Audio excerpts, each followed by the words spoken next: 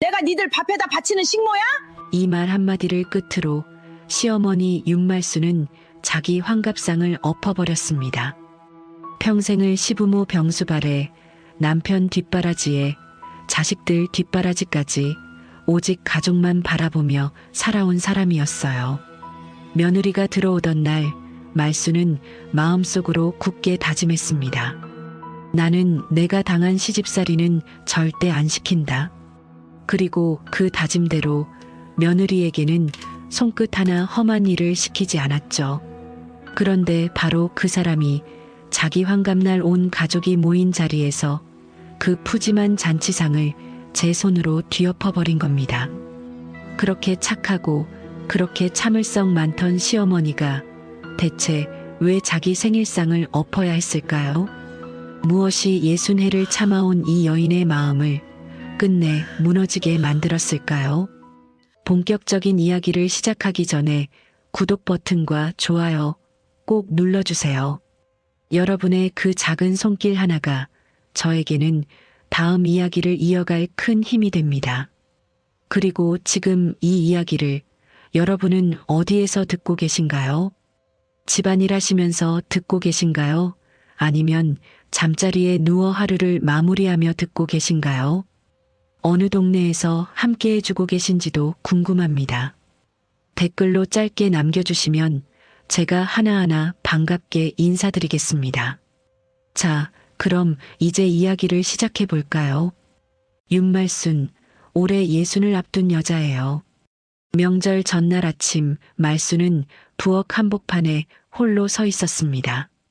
프라이팬에서는 기름이 자글자글 끓고 손목에서는 뻐근한 통증이 올라오는데 말순은 그 순간에도 이렇게 생각했어요.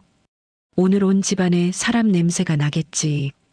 그 작은 기대 하나로 아픈 손목을 몇 번이나 참아 넘겼죠. 그런데 그 기대가 어떻게 무너지는지 말순은 아직 몰랐습니다. 아침 8시였어요. 겨울 햇살이 부엌 창으로 뿌옇게 들어왔죠. 말순은 알람도 없이 눈을 떴습니다. 이 나이가 되면 몸이 알아서 깨거든요. 젊어서부터 새벽같이 일어나 살아온 세월이 몸 안에 습관처럼 박혀 있었어요.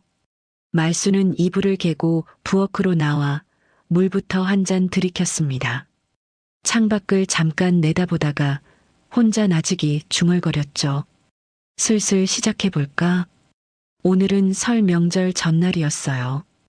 그리고 며느리를 맞은 첫 명절이기도 했습니다. 그래서였을까요? 여느 때보다 마음이 조금 들뜨고 손끝에도 괜히 힘이 들어갔어요. 말순은 앞치마 끈을 뒤로 돌려 야무지게 묶고 냉장고 문을 열었습니다. 어젯밤 미리 핏물을 빼둔 갈비가 큰 대야에 담겨 있었죠. 나물거리도 씻어 소쿠리에 받쳐두었고요. 미리 해둔 게 있으니 마음은 그래도 한결 가벼웠습니다. 먼저 전부터 부치기로 했어요. 프라이팬을 올리고 기름을 두르고 밀가루를 풀고 계란을 깨어 노란 물을 만들었죠. 이윽고 기름이 끓어오르자 동그랑땡 반죽을 한 숟갈씩 떠서 조심스럽게 올렸습니다. 부엌 가득 고소한 냄새가 퍼졌고 앞치마 앞자락에는 어느새 밀가루가 하얗게 내려앉았어요. 전을 부치려고 팔을 들 때마다 오른쪽 손목이 시큰하게 저려왔습니다. 말순은 잠깐 젓가락을 내려놓고 왼손으로 오른 손목을 지그시 감싸쥐었어요. 남의 손목을 어루만지듯 천천히 문질렀죠. 몇 년 전부터 이랬습니다. 무거운 냄비를 들거나 오래 칼질을 하면 손목 안쪽이 뻐근하게 부어오르는 느낌이 들었어요. 허리도 마찬가지였죠.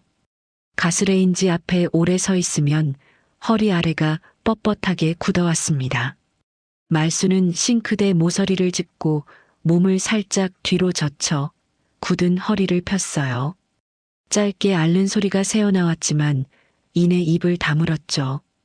들어줄 사람도 없는 부엌에서 앓는 소리를 낸다는 게 스스로도 조금 우스웠거든요. 그래도 말순은 다시 젓가락을 잡았습니다. 오늘 아들 태준이 며느리 지수와 함께 올 테니까요. 첫 명절이니 며느리가 아침 일찍 아니면 늦어도 점심 무렵엔 오지 않을까? 말수는 은근히 그렇게 기대했어요. 며느리랑 나란히 앉아 전을 부치고 도란도란 이야기도 나누고 그런 그림을 마음속에 그려보면 입가에 절로 웃음이 번졌습니다. 자식들 얼굴을 떠올리면 시큰거리는 손목짐은 참을 만했어요. 뜨거운 전 한 접시를 상 위에 올려놓고 아이들이 맛있게 먹는 모습을 그려보면 이상하게 없던 기운도 살아나는 것 같았죠. 말순의 삶은 늘 이런 부엌 안에 있었습니다. 남편을 먼저 떠나보낸 게 벌써 오래전 일이었어요. 그때 아들은 아직 학생이었고 딸은 그보다 더 어렸죠. 말수는 남편 없는 세상에서 아들 하나, 딸 하나를 혼자 힘으로 키워냈습니다. 젊은 시절은 더 고달팠어요. 시집와서는 자리에 누운 시부모님 병수발을 몇 년이나 들었고 남편이 버려놓은 장사 뒷바라지까지 도맡았죠. 새벽에는 가게 물건을 나르고 낮에는 아픈 시부모님 곁을 지키고 밤에는 아이들 도시락 반찬을 만들었어요. 손에 물 마를 날이 없던 세월이었습니다. 그 시절 말수는 시어머니한테 참 모진 말을 많이 들었어요. 밥이 질다고 혼나고 국이 짜다고 핀잔을 들었죠. 몸이 아파 누워있으면 게으르다는 소리를 들었고 친정에 하루 다녀오는 것조차 눈치가 보였습니다. 그때마다 말수는 부엌 구석에 쪼그려 앉아 앞치마 자락으로 눈물을 훔치곤 했어요. 그래서였을까요? 며느리 지수가 처음 집에 들어온 뒤로 말수는 마음속으로 몇 번이고 다짐했습니다. 나는 내가 당한 시집살이는 절대 안 시킨다. 자기가 며느리 시절에 겪은 그 서러움을 절대로 지수한테는 물려주지 않겠다고요.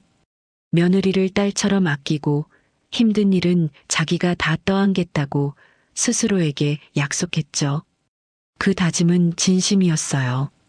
누가 시켜서가 아니라 말순 스스로 우러나온 마음이었습니다. 전 부치기가 얼추 끝나갈 무렵 창밖 햇살이 한층 밝아졌어요. 말순은 부친 전을 넓은 접시에 색깔 맞춰 가지런히 올렸습니다.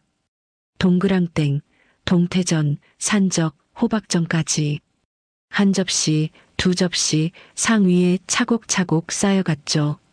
그러다 문득 벽시계를 올려다봤어요. 어느새 낮 12시였습니다. 아침에 슬슬 시작한다는 게 벌써 반나절이 훌쩍 지나 있었어요. 말수는 젖은 손을 앞치마에 문질러 닦으며 현관 쪽을 한번 힐끔 봤죠. 아직 며느리는 오지 않았습니다. 말수는 잠깐 그 자리에 멈춰 섰어요. 첫 명절이니 오전 중엔 오겠거니 했는데 벌써 점심때가 다 됐는데도 기척이 없었죠. 하지만 말수는 고개를 가볍게 저었습니다. 요즘 젊은 사람들 회사 다니느라 얼마나 바쁘겠어요. 명절 앞두고 처리할 일도 많을 테고요. 바쁜가 보다. 오후엔 오겠지. 말수는 그렇게 대수롭지 않게 넘겼어요. 서운하다는 마음은 조금도 들지 않았습니다. 오히려 며느리가 안쓰러웠죠. 말수는 다시 부엌으로 돌아섰어요. 이제 갈비찜을 안 치고 나물을 무치고 저녁상 준비만 마치면 됐으니까요. 손목은 여전히 시큰거렸지만 저녁이면 아들 내외가 문을 열고 들어올 거라 생각하면 구분 등에 다시 기운이 들어가는 것 같았습니다. 말수는 식은 물 한 잔을 들이켜고 창밖 골목을 잠깐 내다봤어요. 아직 해는 중천이었지만 벌써부터 저녁 무렵 그 골목으로 걸어 들어올 아들 내외를 그려봤죠. 낯익은 발소리가 계단을 올라오는 그 순간을요. 시큰거리는 손목을 앞치마에 슬쩍 문지르며 말수는 나직이 혼잣말을 했습니다. 그래도 저녁 먹을 때는 다 모이겠지. 말수는 그 말을 조금도 의심하지 않았어요. 그리고 다시 앞치마 끈을 고쳐 매고 갈비 대야를 향해 손을 뻗었습니다. 창밖 햇살은 여전히 밝았지만 홀로 선 부엌안은 어쩐지 아직도 이른 아침처럼 조용하기만 했어요. 갈비 대야에 손을 담그던 말수는 문득 손을 멈췄어요. 핏물이 밴 갈비를 만지다 보니 이상하게 작년 그날이 떠올랐거든요. 지금은 며느리가 된 지수를 아들이 처음 집에 데려오던 날이요. 생각해보면 그리 오래된 일도 아니었습니다. 지수가 이 집에 처음 발을 들인 지 이제 겨우 1년 남짓. 그 사이 둘은 결혼을 했고 이번이 그 결혼 후 맞는 첫 명절이었죠. 말수는 젖은 손을 앞치마에 슬쩍 닦으며 그리 멀지 않은 그 하루를 천천히 떠올렸어요.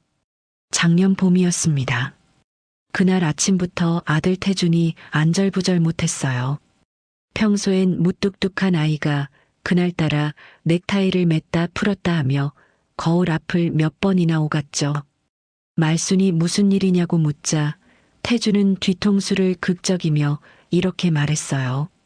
엄마, 오늘 저녁에 소개할 사람이 있어. 만나는 사람인데 진지하게 생각하고 있어. 그 말에 말순의 가슴이 쿵 하고 뛰었습니다. 드디어 우리 아들이 짝을 데려오는구나 싶어서요. 말순은 그날 하루를 온통 그 저녁 준비에 쏟았어요. 시장에 나가 제일 좋은 갈비를 고르고 나물도 새로 무치고 국도 정성껏 끓였죠. 손님 맞을 상을 몇 번이나 닦고 또 닦았습니다. 처음 오는 사람한테 흉 잡히면 안 된다는 생각에 말수는 온 집안을 반들반들하게 훔쳤어요. 저녁 무렵 초인종이 울렸습니다.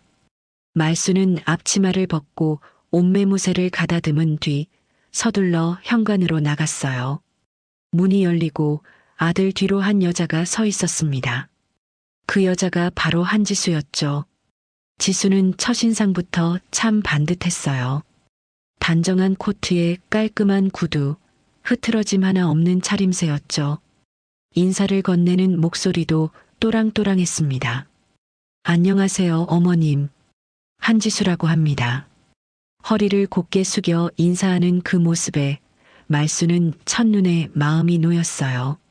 밥상에 둘러앉아 이야기를 나누는 동안 말수는 지수한테서 눈을 떼지 못했습니다.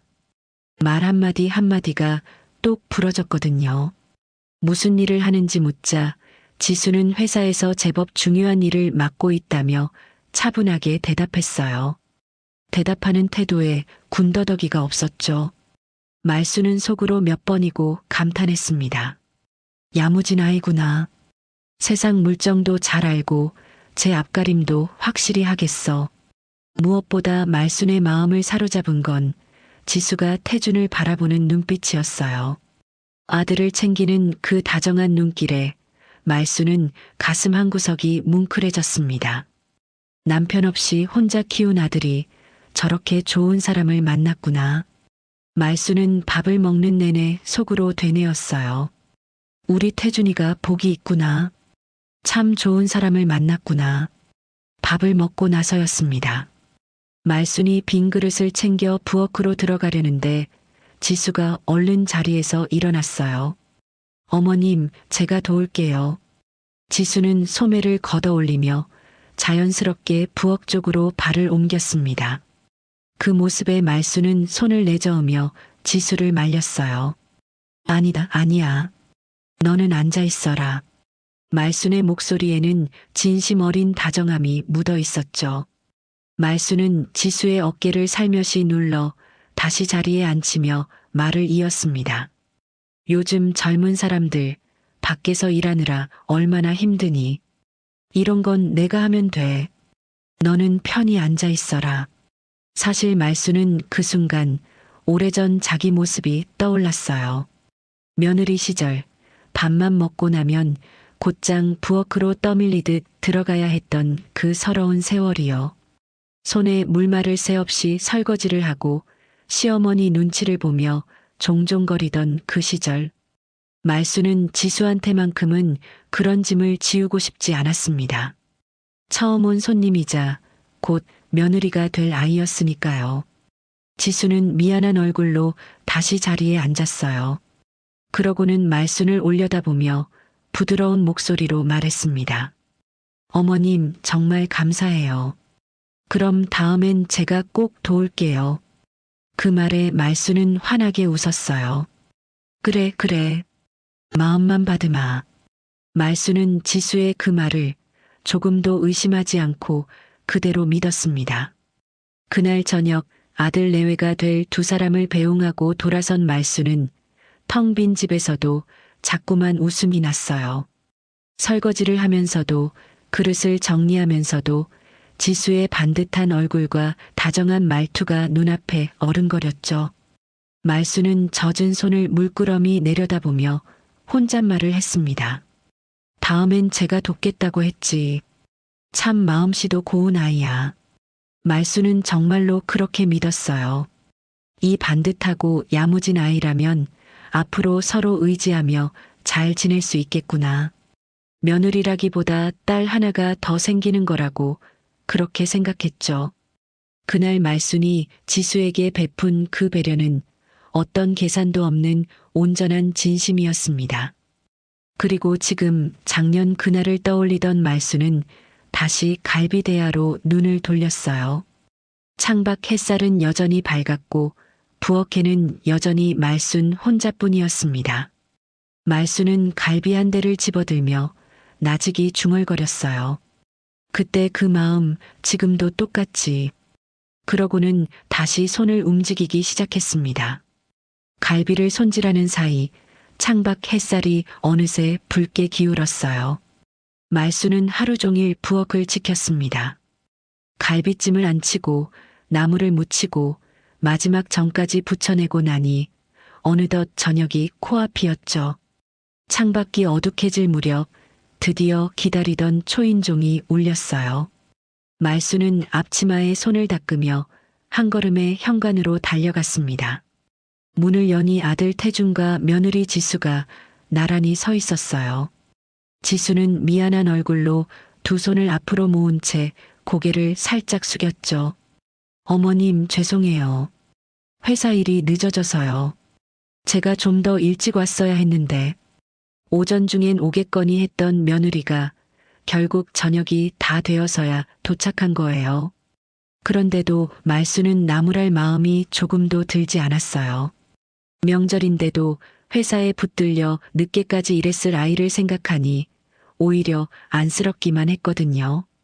말순은 얼른 웃으며 지수의 두 손을 마주 잡았습니다. 아이고, 무슨 소리냐. 처음 맞는 명절인데 내가 뭘 시키겠니? 그런 말 말고 어서 들어와 앉아서 밥이나 먹어라. 말순의 목소리에는 진심 어린 다정함이 가득했어요. 지수는 그제야 마음이 놓이는지 옅게 웃으며 신발을 벗었습니다. 거실로 들어선 지수는 상 위에 그득한 음식을 보고 눈을 동그랗게 떴어요. 어머님, 이걸 다 혼자 하셨어요? 세상에. 지수는 감탄하며 상 앞에 앉았죠. 말순은 그 모습이 싫지 않았어요. 힘들게 차린 상을 알아봐주는 것 같아 내심 뿌듯하기도 했습니다. 곁에 있던 태준이 말순의 어깨를 툭 치며 웃었어요. 역시 우리 엄마가 최고야. 엄마만큼 이해심 넓은 사람이 어디 있어. 며느리 늦었다고 눈치 주는 시어머니가 요즘 세상에 몇이나 되겠어. 아들의 그 말에 말순은 저도 모르게 입꼬리가 올라갔습니다. 힘들게 하루를 보낸 보람이 그 한마디에 다 녹아내리는 것 같았거든요. 말순은 손사래를 치면서도 속으로는 은근히 기분이 좋았어요. 이해심은 무슨. 다들 바쁜데 그럴 수도 있지. 말순은 서둘러 밥과 국을 퍼서 상에 올렸습니다. 온 가족이 둘러앉아 저녁을 먹는 그 순간이 말순에게는 하루의 고단함을 다 씻어주는 시간이었어요. 지수는 전을 하나 집어먹으며 연신 감탄했죠. 어머님 음식은 진짜 밖에서 사 먹는 거랑은 차원이 달라요. 손맛이 정말 좋으세요. 그 칭찬에 말순은 흐뭇하게 웃으며 자꾸만 반찬을 지수 앞으로 밀어주었습니다. 즐거운 식사가 끝나고 상 위엔 빈 그릇들이 수북이 쌓였어요. 말순이 그릇을 거두려 하자 지수가 얼른 자리에서 일어섰습니다. 어머님, 이번엔 제가 치울게요. 앉아 계세요. 그 말에 말순은 반가운 마음이 들었어요. 지난번에 다음엔 꼭 돕겠다던 그 약속을 지수가 기억하고 있구나 싶었거든요. 그런데 그때였습니다. 지수가 그릇을 몇 개 포개어 들다 말고 슬며시 태준 곁으로 가 소파에 앉았어요. 잠깐만요, 어머님. 오빠랑 잠깐 얘기 좀 하고 바로 치울게요. 그러고는 태준과 나란히 앉아 텔레비전을 보기 시작했죠. 두 사람은 명절 특집 방송을 보며 도란도란 이야기를 나누었습니다. 웃음소리가 거실을 채웠어요. 말수는 걷어든 그릇을 들고 잠깐 그 자리에 서 있었어요. 조금 뒤면 지수가 일어나 부엌으로 오겠거니 그렇게 생각했죠. 하지만 방송은 계속됐고 두 사람은 소파에서 일어날 기미가 없었습니다. 말수는 결국 조용히 부엌으로 돌아섰어요. 빈 그릇을 싱크대에 내려놓고 고무장갑을 꼈죠. 수돗물이 쏴하고 쏟아졌습니다. 말수는 홀로 서서 그릇을 하나하나 닦았어요. 등 뒤 거실에서는 아들 내외의 웃음소리가 간간히 넘어왔죠. 시큰거리는 손목으로 기름진 그릇을 문지르는데 문득 마음 한구석이 허전해졌어요. 하지만 말수는 이내 고개를 저었습니다. 스스로를 달래듯 나직이 혼잣말을 했죠. 처음이니까 그렇지. 아직 서툴러서 그래. 다음엔 다르겠지. 말수는 정말 그렇게 믿었어요. 오늘은 첫 명절이라 며느리도 어색하고 눈치가 없어 그런 거지. 다음엔 분명 먼저 나서서 도울 거라고요. 말수는 다시 그릇에 눈을 돌리며 부지런히 설거지를 이어갔습니다. 창밖은 완전히 어두워졌고 부엌 형광등 불빛 아래 말순의 그림자만 길게 드리워 있었어요. 그렇게 첫 명절이 지나고 계절이 두 번 바뀌었어요. 무더위가 한풀 꺾이고 아침 저녁으로 선선한 바람이 불어올 무렵 어느새 추석이 돌아왔습니다. 지수와 함께 맞는 두 번째 명절이었죠. 말수는 이번에는 다를 거라 믿었어요. 지난 명절에 다음엔 다르겠지 하고 스스로를 달랬던 그 말을 여태 마음속에 품고 있었거든요. 말수는 이번에도 이른 아침부터 부엌에 섰습니다. 추석이니 송편도 빚어야 하고 전이며 나물이며 갈비찜까지 할 일이 산더미였어요. 그래도 말수는 콧노래를 흥얼거리며 반죽을 치댔죠. 며느리가 오면 나란히 앉아 송편이라도 함께 빚을 생각에 손끝이 절로 바빠졌습니다. 오랜 지수가 좀 일찍 오려나. 말수는 그런 기대를 품고 자꾸만 현관 쪽을 바라봤어요. 하지만 아침이 지나고 점심이 지나도 지수는 오지 않았습니다. 지난 명절과 똑같았어요.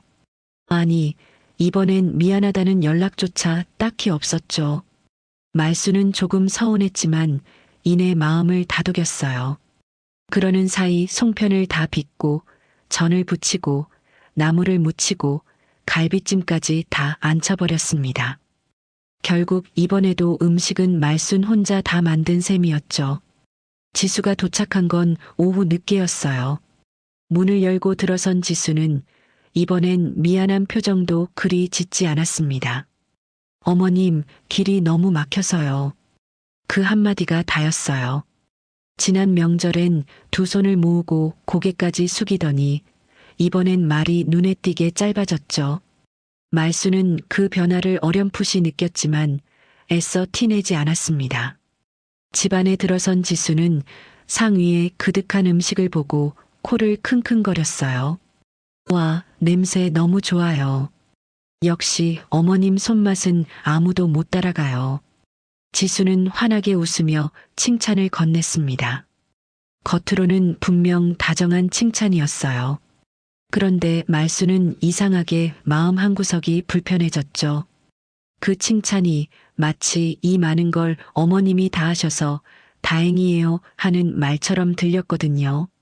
말수는 그 낯선 기분을 얼른 밀어냈습니다. 명절날 괜한 생각 말자며 스스로를 타일렀죠. 온 가족이 둘러앉아 저녁을 먹었어요. 이번에도 상은 푸짐했고 다들 맛있게 먹었습니다. 식사가 끝나고 말순이 그릇을 거두려 하자 지수가 얼른 말했어요. 어머님, 제가 치울게요. 지난번과 똑같은 말이었죠. 말수는 이번엔 정말 그럴 줄 알았어요. 그런데 지수는 그릇에 손도 대기 전에 휴대폰을 들여다보더니 자리에서 일어났습니다. 어머님, 죄송해요. 회사에서 전화가 와서요. 잠깐만 받고 올게요. 그러고는 그대로 방으로 들어가 문을 닫아버렸어요. 말수는 걷어든 그릇을 든 채 닫힌 방문을 잠깐 바라봤습니다. 명절날 저녁에 무슨 회사 전화가 그리 급한가 싶었지만 아무 말도 하지 않았어요. 그때 거실 소파 쪽에서 딸 은주의 목소리가 들려왔습니다. 은주는 소파에 비스듬히 누워 텔레비전을 보고 있었어요. 손에는 리모컨을 든 채 눈은 화면에 붙박여 있었죠. 엄마, 나 식혜 좀. 은주는 고개도 돌리지 않고 그저 손만 까딱 내밀었습니다. 마치 당연한 걸 부탁하듯 아주 자연스러운 말투였어요. 말수는 그 순간 부엌 한복판에서 우뚝 멈춰 섰습니다. 손에는 아직 걷어든 그릇이 들려 있었어요. 방문 안에서는 며느리가 통화를 하고 있었고 거실에서는 딸이 소파에 누워 식혜를 찾고 있었죠. 그리고 부엌에는 하루 종일 서서 음식을 만든 말순 혼자뿐이었습니다. 말순은 그 자리에 못 박힌 듯 서서 천천히 집안을 둘러봤어요. 지금까지 말순은 늘 며느리 탓만 안 하려 애썼습니다. 아직 서툴러서, 아직 어색해서 그런 거라고요. 그런데 그 순간 처음으로 다른 생각이 스쳤어요. 문제가 며느리 하나만이 아니었구나. 내 배 아파 낳은 딸도 이 집을 그저 쉬러 오는 곳으로만 여기고 있었구나. 말수는 가슴 한구석이 서늘해지는 걸 느꼈습니다. 엄마, 식혜 없어? 은주가 다시 재촉했어요. 말수는 그제야 정신이 든 듯 걷어든 그릇을 싱크대에 조용히 내려놓았습니다. 그러고는 냉장고를 열어 식혜를 한 그릇 떠서 말없이 딸에게 가져다 주었죠. 은주는 고마워 한마디를 툭 던지고는 다시 텔레비전으로 눈을 돌렸어요. 부엌으로 돌아온 말수는 잠깐 싱크대 앞에 손을 짚고 섰습니다. 수북이 쌓인 그릇을 내려다보는데 이번엔 지난 명절처럼 다음엔 다르겠지 하는 말이 쉽게 나오지 않았어요. 말수는 나직이, 아주 나직이 한숨을 내쉬었습니다. 창밖은 어둑했고 부엌 불빛 아래 말수는 또다시 혼자였어요. 추석이 지나고 얼마 뒤 어느 주말이었어요. 딸 은주가 친정에 온다고 연락을 해왔습니다. 오랜만에 얼굴 본다는 생각에 말수는 아침부터 마음이 들떴어요. 명절 때 소파에 누워 식혜만 찾던 딸의 모습이 잠깐 마음에 걸리긴 했지만 그래도 자식이 온다는데 어미 마음이 어디 가나요? 말수는 서운했던 기억은 얼른 접어두고 딸이 좋아하는 음식부터 떠올렸습니다. 말수는 이른 아침부터 부엌에 섰어요. 은주가 어려서부터 좋아하던 된장찌개를 보글보글 끓이고 밑반찬도 새로 몇 가지 만들었죠. 손목이 시큰거렸지만 딸 먹일 생각을 하니 그쯤은 아무것도 아니었어요. 말수는 찌개간을 보며 혼자 흐뭇하게 웃었습니다. 우리 은주 이거 좋아하는데 많이 먹고 가야 할 텐데. 점심 무렵 은주가 도착했어요. 초인종이 울리고 문을 열자 은주가 피곤한 얼굴로 들어섰습니다. 그런데 은주는 엄마한테 인사를 건네기가 무섭게 곧장 거실 소파로 직행했어요. 그러고는 신발만 겨우 벗은 채 소파에 털썩 드러누웠죠. 엄마, 나 오늘 진짜 아무것도 안 할 거야. 요즘 너무 피곤해서 죽겠어. 은주는 눈을 감은 채 팔로 이마를 덮으며 늘어졌습니다. 말수는 그런 딸을 잠깐 바라봤어요. 그러고는 아무 말 없이 부엌으로 가 따뜻한 커피를 한 잔 타왔습니다. 은주야, 이거 마시고 좀 쉬어라. 말순이 커피잔을 내밀자 은주는 누운 채로 손만 뻗어받았어요. 응, 고마워. 그 말투가 어찌나 자연스러운지 마치 그러는 게 당연하다는 듯 했죠. 말수는 그 모습에 잠깐 멈칫했지만 이내 마음을 다독였습니다. 밖에서 얼마나 시달렸으면 저럴까 싶어서요. 이윽고 점심상이 차려졌어요. 은주는 소파에서 겨우 몸을 일으켜 밥상 앞에 앉았습니다. 역시 엄마 된장찌개가 최고야. 은주는 오랜만에 먹는 집밥이 맛있는지 밥 한 그릇을 뚝딱 비웠어요. 말수는 그 모습을 보는 것만으로도 배가 부른 것 같았죠. 자꾸만 반찬을 딸 앞으로 밀어주며 흐뭇하게 웃었습니다. 그런데 밥을 다 먹고 나서였어요. 은주는 수저를 내려놓기가 무섭게 다시 소파로 돌아가 벌러덩 누웠습니다. 밥그릇 하나, 국그릇 하나 싱크대에 옮겨놓지 않았어요. 빈 그릇이 그대로 상 위에 널브러진 채였죠. 은주는 소파에 누워 휴대폰을 들여다보며 상은 쳐다보지도 않았습니다. 말수는 빈 그릇들을 하나하나 걷기 시작했어요. 그러다 문득 시큰거리는 손목이 아려왔죠. 말수는 잠깐 손을 멈추고 조심스럽게 딸을 향해 입을 열었습니다. 은주야, 엄마도 요즘 손목이 좀 아프다. 오래 설거지하면 시큰거려서 딸한테 도움을 청하는 게 어쩐지 미안해서 말수는 말끝을 흐렸어요. 그저 딸이 알아서 내가 치울게 엄마 한마디만 해줘도 좋겠다 싶은 마음이었죠. 그런데 은주의 대답은 뜻밖이었습니다. 은주는 휴대폰에서 눈도 떼지 않은 채 대수롭지 않게 말했어요. 엄마는 그래도 집에 있잖아. 나는 밖에서 하루 종일 사람들한테 치여. 엄마는 내가 얼마나 힘든지 몰라. 그 말이 말순의 가슴에 쿵 하고 내려앉았습니다. 말순은 걷어든 그릇을 든 채 그 자리에 우두커니 섰어요. 아무 말도 나오지 않았습니다.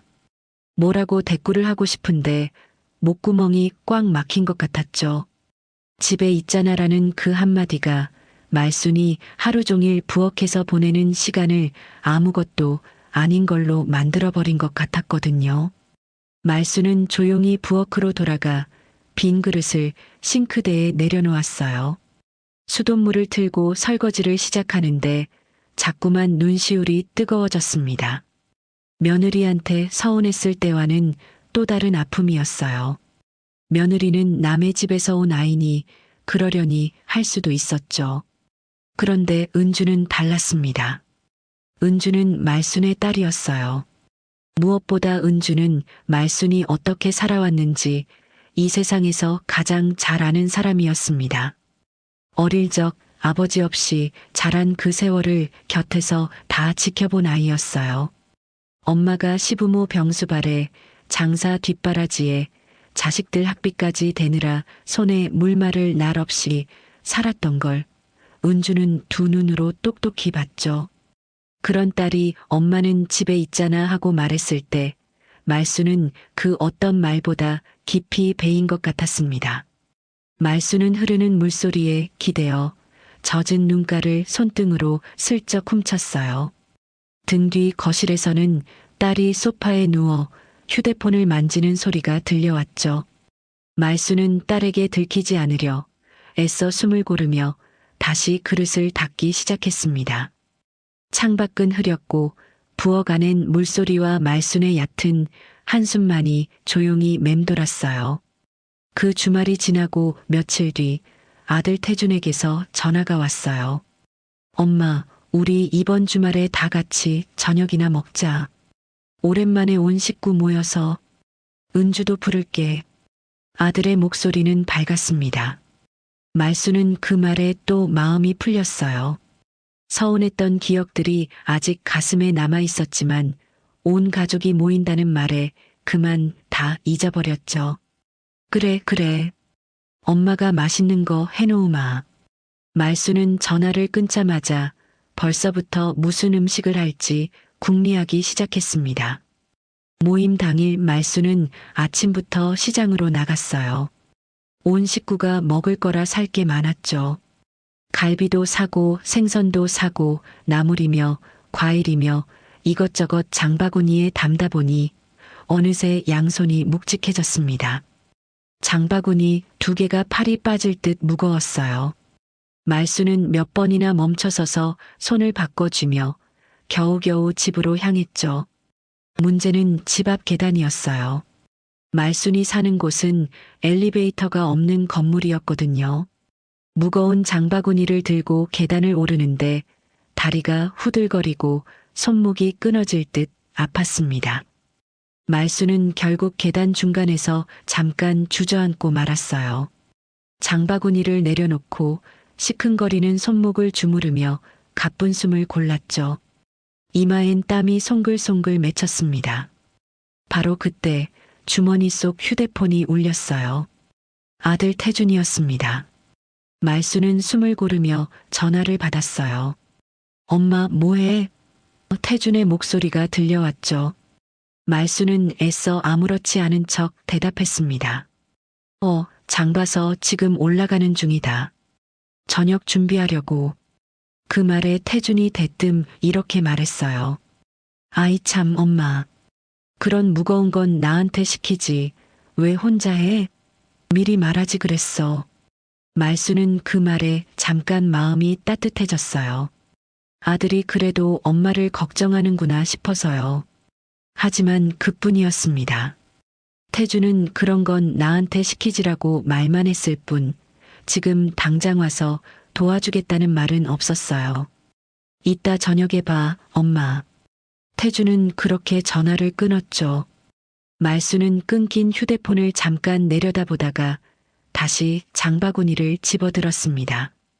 결국 그 무거운 짐을 말순 혼자 한 계단 한 계단 끌어올려야 했어요. 집에 도착한 말수는 곧장 부엌에 섰습니다. 손목이 욱신거렸지만 쉴 틈이 없었어요. 갈비를 재우고 생선을 굽고 나물을 무치고 국을 끓였죠.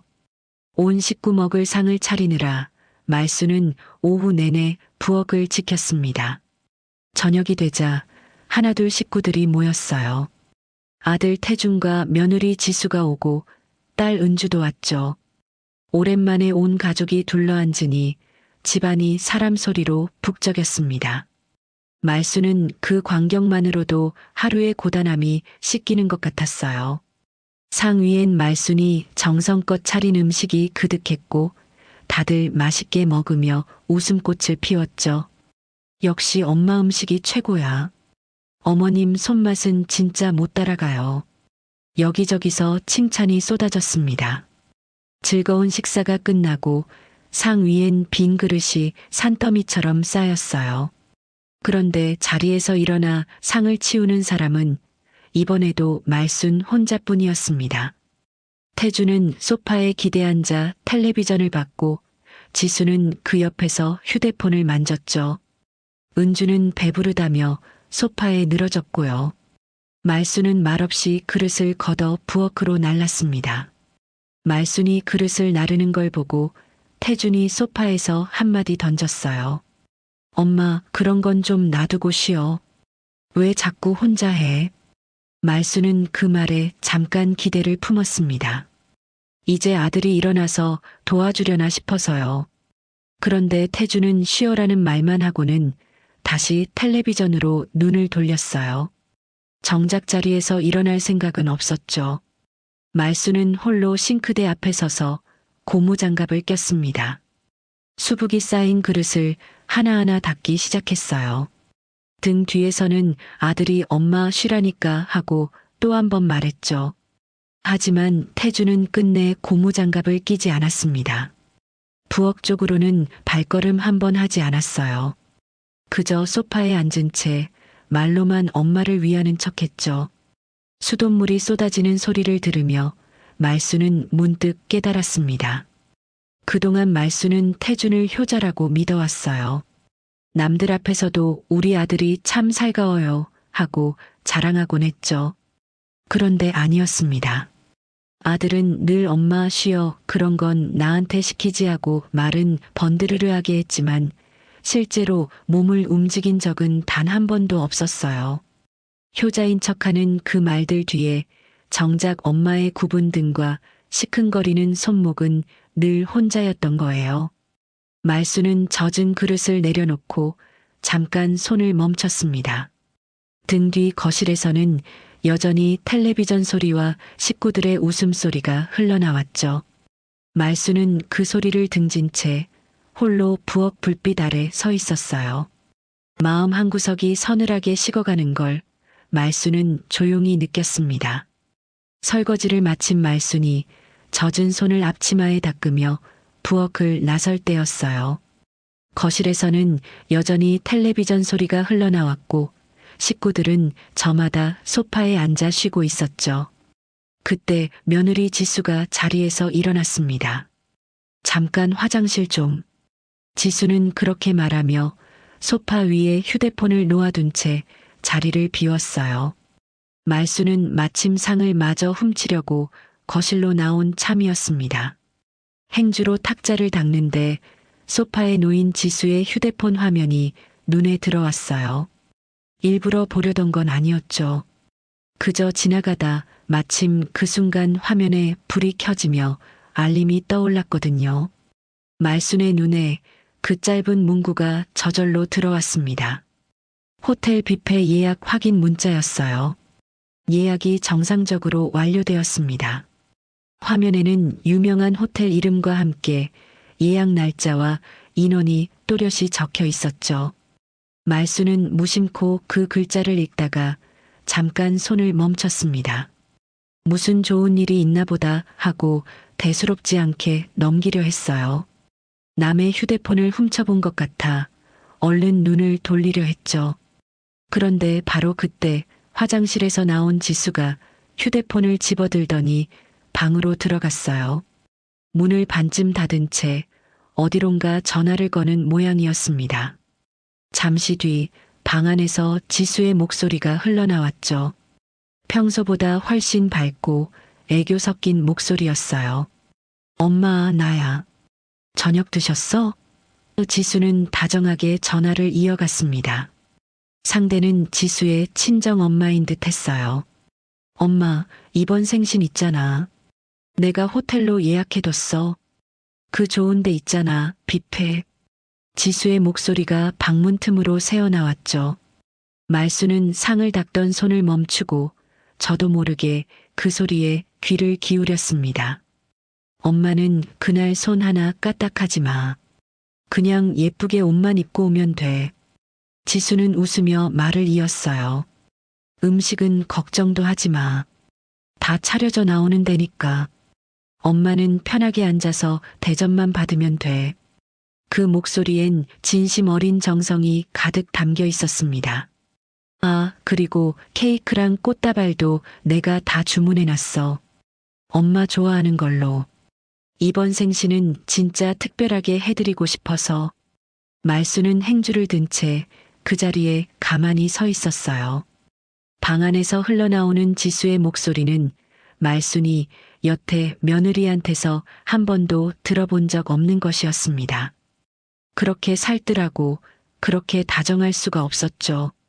친정엄마 생신상을 호텔에 예약하고 손 하나 까딱 못하게 하고 케이크와 꽃다발까지 손수 챙기는 며느리.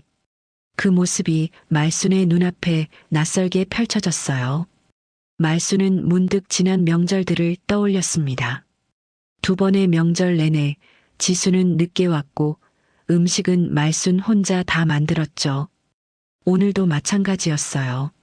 말순이 무거운 장을 혼자 지고 계단을 오르고 하루 종일 부엌을 지키고 혼자 설거지를 하는 동안 지수는 소파에 앉아 있었습니다.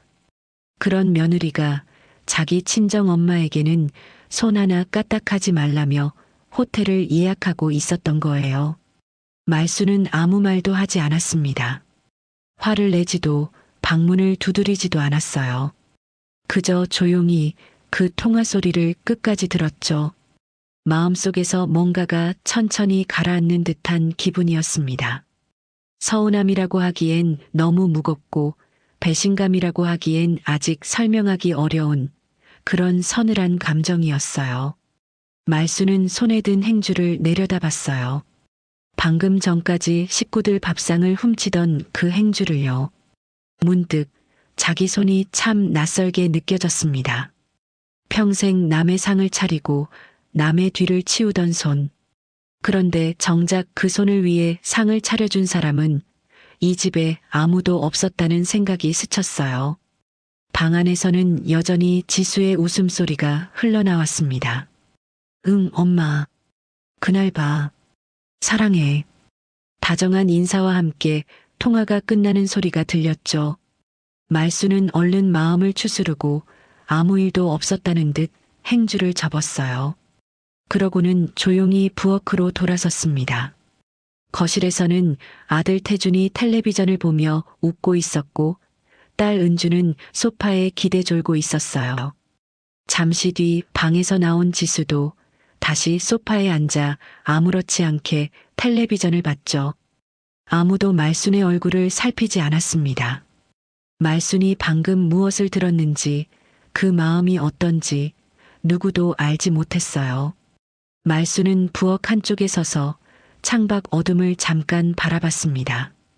가슴 안쪽에 낯선 응어리 하나가 조용히 자리를 잡는 걸 말순은 말없이 느꼈어요. 그날 밤 말순은 그 응어리를 아무에게도 내비치지 않았습니다. 그저 마음 깊은 곳에 조용히 눌러 담아두었죠. 그날 밤의 응어리를 마음에 묻은 뒤로 며칠이 흘렀어요. 그런데 말순의 손목이 점점 더 심상치 않았습니다. 처음엔 그저 시큰거리는 정도였는데 이제는 젓가락을 드는 것조차 힘들 만큼 아팠어요. 아침에 세수를 하려고 손목을 돌리는데 찌릿하고 전기가 통하는 것 같은 통증이 팔뚝까지 뻗쳤죠.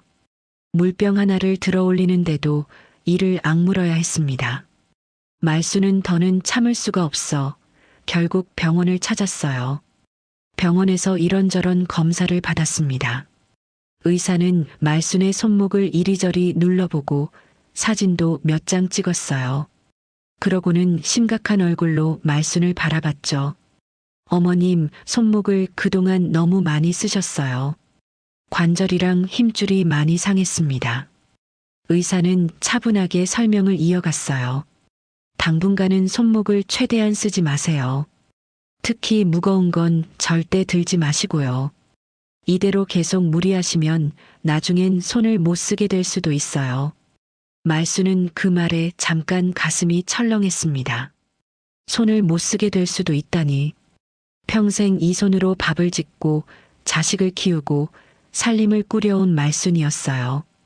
그 손이 망가지고 있다는 말이 남의 일처럼 들리지 않았죠. 말수는 처방받은 약을 챙겨 들고 무거운 마음으로 병원을 나섰습니다.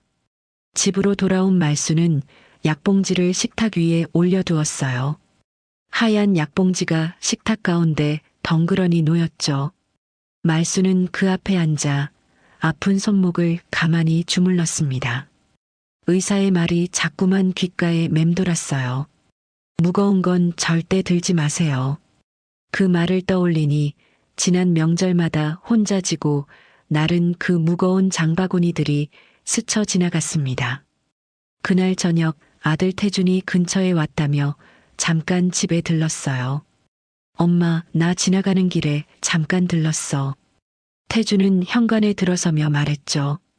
말수는 오랜만에 아들 얼굴을 보니 반가웠어요.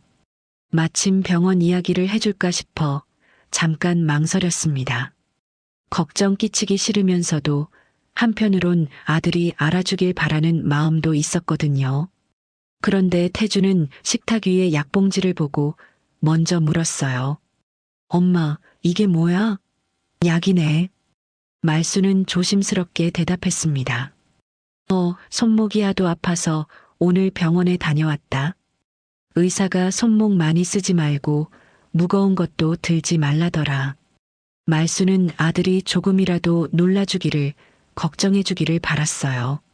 하지만 태준의 반응은 뜻밖이었습니다.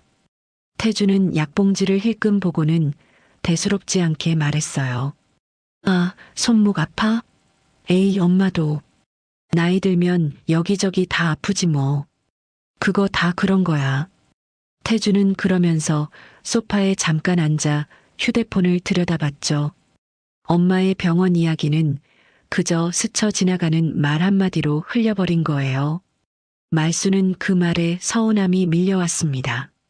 나이 들면 다 그렇지라는 그 한마디가 말순의 아픔을 아무것도 아닌 걸로 만들어버린 것 같았거든요. 하지만 말수는 이번에도 아무 말 하지 않았어요. 그저 옅게 웃으며 넘겼죠. 그래, 그렇지 뭐. 속으로는 서운했지만 아들 앞에서 굳이 티를 내고 싶지 않았습니다. 태주는 소파에 앉은 지 얼마 되지도 않아 다시 자리에서 일어났어요. 엄마, 나 일이 좀 바빠서 이만 가볼게. 다음에 또 올게.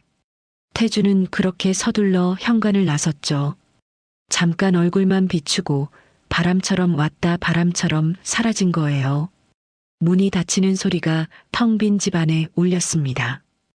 혼자 남은 말수는 다시 식탁 앞에 앉았어요.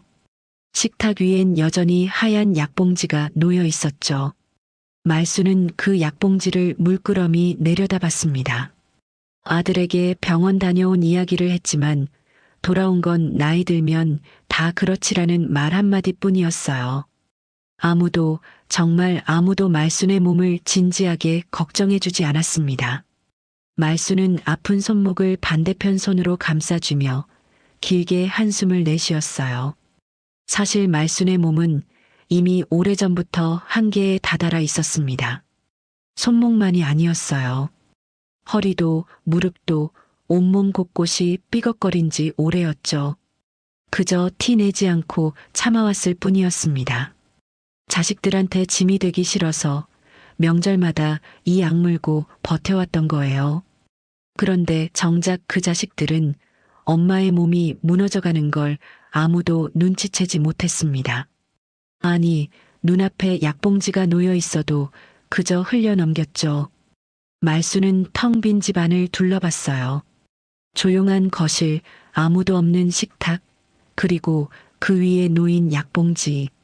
말수는 오랫동안 그 자리에 앉아 아픈 손목을 가만히 주물렀습니다. 창밖은 어느새 캄캄해졌어요.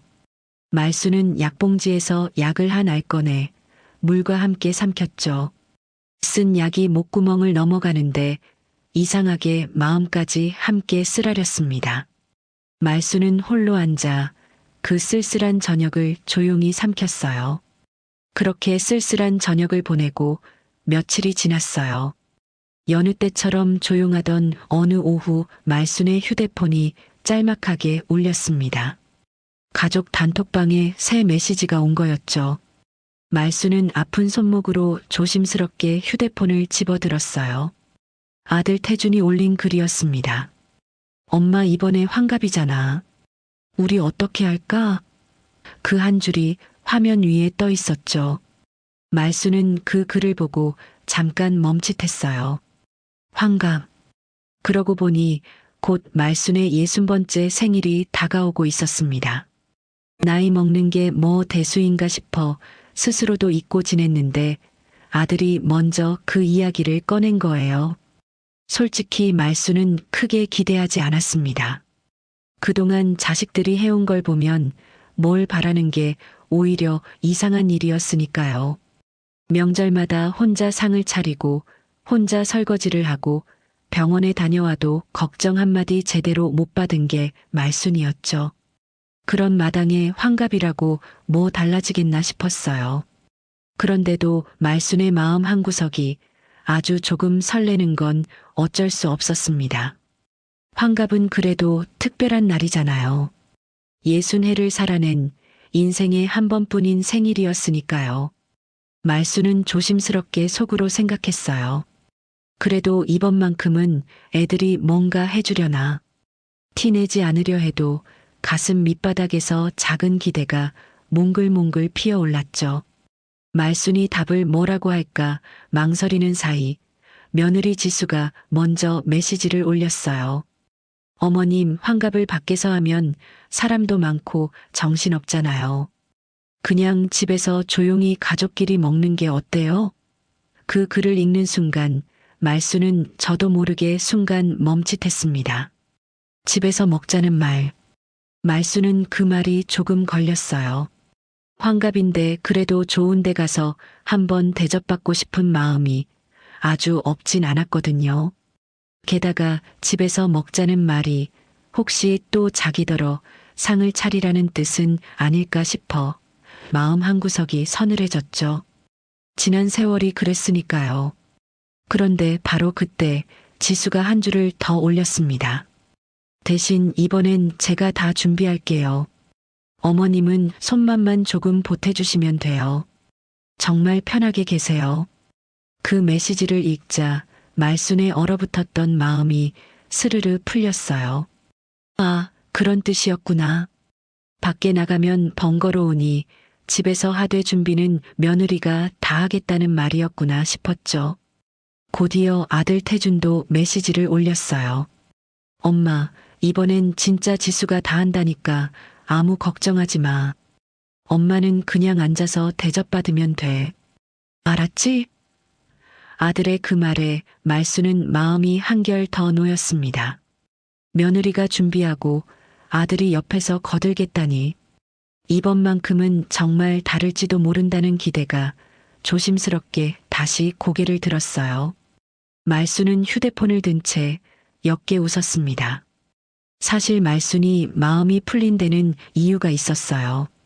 지수의 말이 어머님이 직접 환갑상을 차리세요가 아니라 제가 준비할 테니 어머님은 편히 계세요로 들렸기 때문이었죠. 자기 생일상을 자기가 차리라는 말이었다면 서러웠겠지만 며느리가 손수 준비하겠다는 말이니 얼마나 고마운 일이에요. 손맛만 조금 보태달라는 그 말도 그저 곁에서 거들어달라는 다정한 부탁처럼 느껴졌습니다. 말수는 떨리는 손끝으로 단톡방에 답을 적었어요. 그래, 고맙다. 너희만 와주면 엄마는 그걸로 됐다. 그렇게 짤막하게 답을 보내고 나서도 말수는 한참 동안 휴대폰 화면을 들여다봤습니다. 지수가 다 한다니까 걱정하지 말라는 아들의 말이 자꾸만 눈에 밟혔어요. 이번엔 정말 며느리가 나서서 준비해줄까? 온 가족이 둘러앉아 말순을 위한 상 앞에서 웃는 그림. 말순은 오랜만에 그런 따뜻한 상상을 해봤죠. 그동안 서운했던 마음이 그 기대 하나에 슬며시 녹아내렸습니다. 며느리한테도 아들한테도 실망한 일이 한두 번이 아니었지만 말수는 또 믿어보기로 했어요. 어쩌면 이번 환갑이 그동안의 서운함을 다 풀어줄 특별한 날이 될지도 모른다고요. 자식들도 이번만큼은 진심일 거라고 말수는 그렇게 믿고 싶었습니다. 말수는 휴대폰을 내려놓고 창밖을 바라봤어요. 아픈 손목이 여전히 시큰거렸지만 이상하게 마음만은 조금 가벼워진 것 같았죠. 60번째 생일. 말수는 그날을 오랜만에 손꼽아 기다려보기로 했습니다. 창밖으로 스며든 오후 햇살이 말순의 잔잔한 미소 위에 부드럽게 내려앉았어요. 환갑을 손꼽아 기다리기 시작한 지 며칠쯤 지났을 무렵이었어요. 어느 저녁 말순의 휴대폰이 울렸습니다. 화면을 보니 며느리 지수의 이름이 떠 있었죠. 단톡방이 아니라 이렇게 따로 전화가 걸려온 건 참 오랜만이었어요. 말수는 조금 의아하면서도 한편으론 반가운 마음에 얼른 전화를 받았습니다. 지수냐? 무슨 일 있니? 말순의 목소리엔 반가움이 묻어났어요. 전화기 너머로 지수의 다정한 목소리가 들려왔습니다. 어머님, 저예요. 다름이 아니라 이번 환갑 음식 때문에 전화드렸어요. 지수는 조곤조곤 말을 이어갔죠. 제가 어머님 환갑상 준비하겠다고 했잖아요. 그런데 막상 하려니까 제가 시장을 잘 몰라서요. 어디 가서 뭘 사야 좋은 건지, 값은 어느 정도가 적당한지 도통감이 안 잡히더라고요. 말수는 그 말에 조용히 귀를 기울였어요. 지수의 목소리엔 어쩐지 진지한 정성이 담겨 있었습니다. 그래서 말인데요, 어머님. 지수가 조심스럽게 부탁을 꺼냈죠. 환갑 전날에 저랑 같이 딱 한 번만 시장에 가주실 수 있을까요? 어머님이 좋은 재료 고르는 것만 옆에서 알려주시면 그 다음부터는 제가 다 할게요. 음식 손질이랑 요리는 전부 제가 맡을 테니까요. 그 말을 듣는 순간 말수는 마음이 참 따뜻해졌어요. 며느리가 자기 환갑상을 위해 시장 좋은 재료 고르겠다는 게 얼마나 기특한 일이에요. 말수는 저도 모르게 입가에 미소가 번졌습니다. 아이고, 그럼. 당연히 같이 가주고 말고. 시장이야 내가 눈 감고도 다 아는데 뭐가 어렵겠니? 말수는 흔쾌히 대답했어요. 전화를 끊고 나서도 말수는 마음이 놓였습니다. 사실 말수는 처음에 아주 살짝 걱정이 있었어요. 제가 다 준비하겠다던 며느리의 말이 혹시 그냥 하는 소리는 아닐까 싶은 마음이요. 지난 명절마다 제가 치울게요 하고선 말뿐이었던 기억이 마음 한구석에 앙금처럼 남아 있었거든요.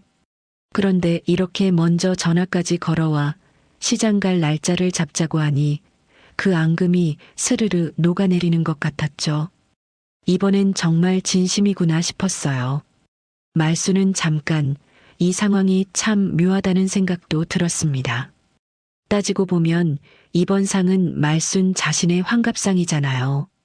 원래대로라면 말수는 그저 앉아서 대접만 받으면 되는 자리였죠. 그런데 며느리가 준비를 한다니 옆에서 재료 고르는 법이라도 알려주려는 거였어요. 말수는 절대로 대접받으려고 나서는 게 아니었습니다.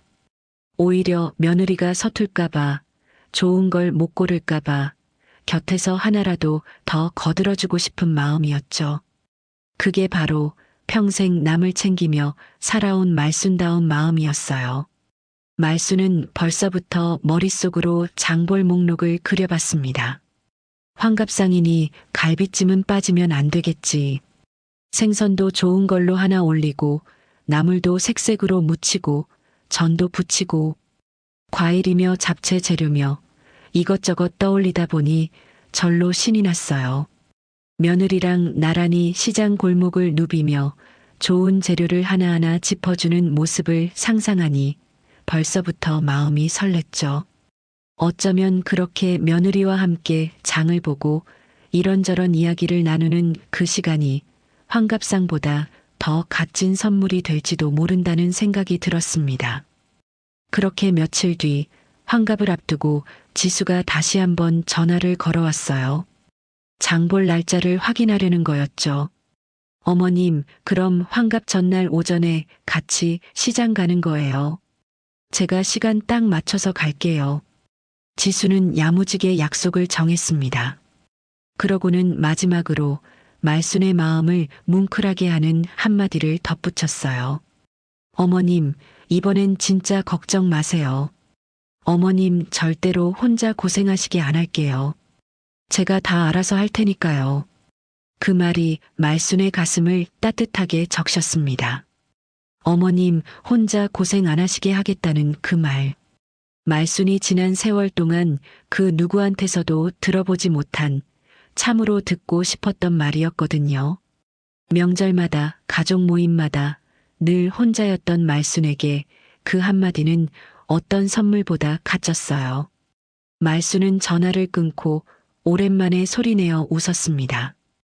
허허, 우리 며느리가 기특하네. 텅 빈 집안에 말순의 웃음소리가 잔잔하게 퍼졌죠. 시큰거리는 손목도 삐걱대는 허리도 그 순간만큼은 아무렇지 않은 것 같았어요. 말순은 창가로 다가가 밤하늘을 올려다봤습니다. 60번째 생일이 며칠 앞으로 다가와 있었죠. 말수는 마음속으로 그날을 그려봤어요. 며느리와 함께 장을 보고 온 가족이 둘러앉아 웃으며 밥을 먹는 그날을요. 이번만큼은 정말 그동안의 서러움을 다 씻어줄 따뜻한 하루가 될 거라고 믿었습니다. 말수는 그 믿음 하나를 가슴에 소중히 품은 채 오랜만에 편안한 마음으로 잠자리에 들었어요. 그날 밤 말수는 참 오랜만에 깊고 단잠을 잤습니다. 꿈속에서도 환하게 웃고 있었을 만큼요. 며느리의 다정한 약속이 말순의 지친 마음에 오랜만에 온기를 불어넣어준 밤이었어요. 창밖 달빛이 곤히 잠든 말순의 얼굴 위로 부드럽게 스며들었습니다. 드디어 환갑 전날 아침이 밝았어요. 말순은 여느 때보다 일찍 눈을 떴습니다. 오늘은 며느리 지수와 함께 시장에 가기로 한 날이었으니까요. 말순은 설레는 마음으로 부지런히 채비를 했어요. 장바구니를 2개나 꺼내 현관 앞에 나란히 놓아두고 오래 걸어도 발이 편한 신발을 골라 신었죠. 며느리랑 시장 골목을 누비며 좋은 재료를 골라줄 생각에 아픈 손목마저 잠깐 잊은 것 같았습니다. 말수는 거울 앞에서 옷매무새도 한번 가다듬었어요. 오랜만에 며느리랑 나란히 걷는 날이라 괜히 단정하게 보이고 싶었거든요. 말수는 현관 앞에 서서 지수가 오기만을 기다렸습니다. 창밖을 힐끔거리며 며느리의 차가 언제 들어오나 목을 빼고 살폈죠. 마음은 벌써 시장 한복판에 가 있었어요. 그런데 약속한 시간이 다 되어가는데도 지수는 오지 않았습니다.